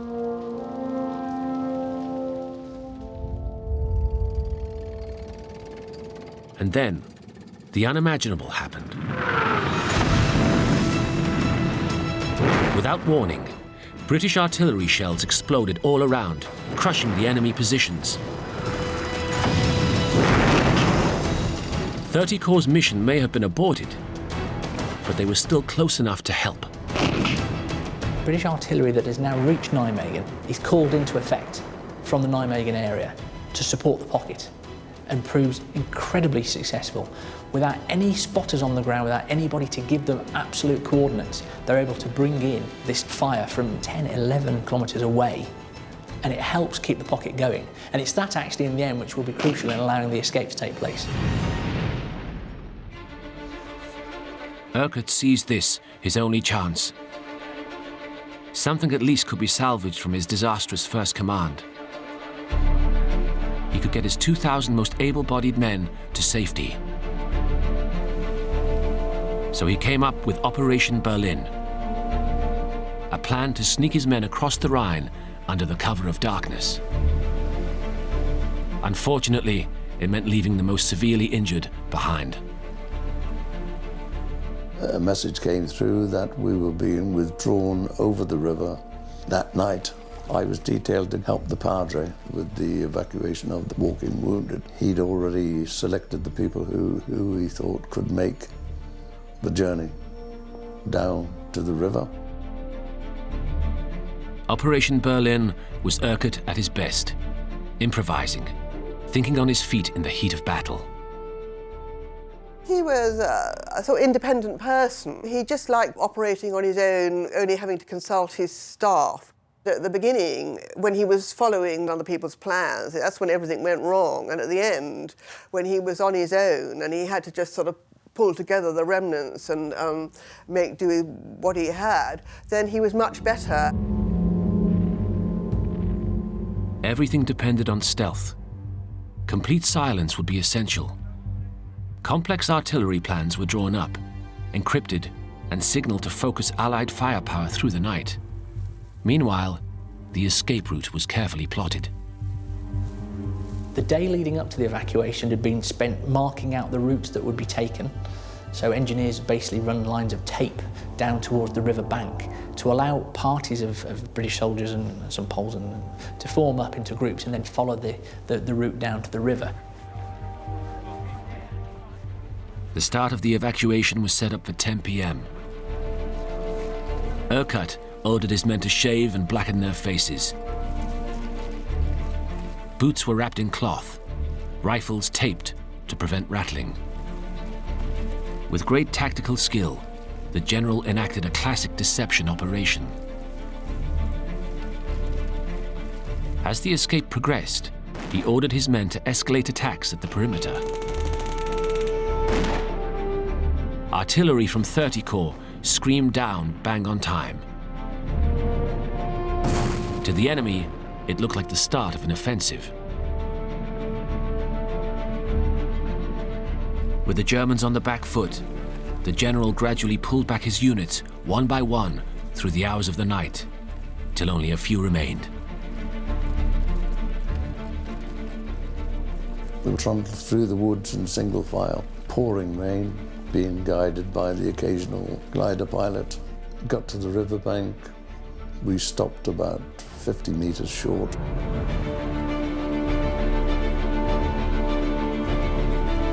Now Urquhart's operation faced its biggest danger, crossing open water with zero cover. Upstream and downstream, German machine gunners, who could easily destroy a boatload of men in a few moments, only saw darkness in the pouring rain.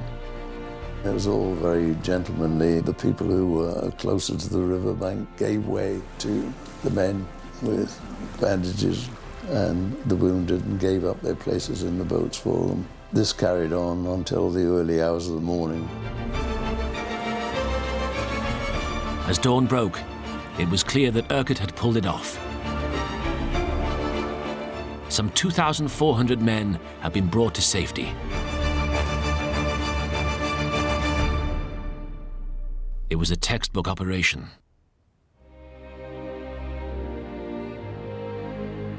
It's often described as one of the most successful elements of the entire battle.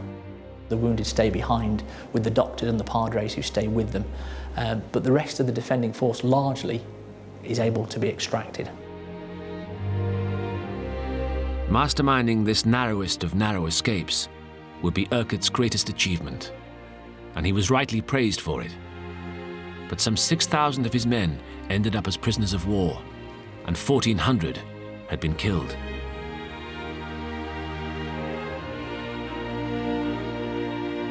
In the woods and farms around Arnhem, some men were still hiding out, working with the Dutch resistance, often for months. Among them, Major Tony Hibbert. Evading capture in great personal danger, he set to work organizing some 120 paras on the run and got them all to safety. It won him the Military Cross. Doug Charlton had escaped with Urquhart. After 10 days of leave, he was summoned back to active duty and went on to fight again with the SAS. As for Roy Urquhart, at first he was hailed as a hero and fame followed. But it would be his last promotion, and the memory of his brave but ultimately failed 1st Divisional Command would live with him forever. I think he did feel dreadful, but he was a professional soldier. So he also said we took a risk. We were in the risk business. But I think he probably felt it was a risk too far. and he felt dreadful about all those who were killed and wounded. The battle haunted him for the rest of his life.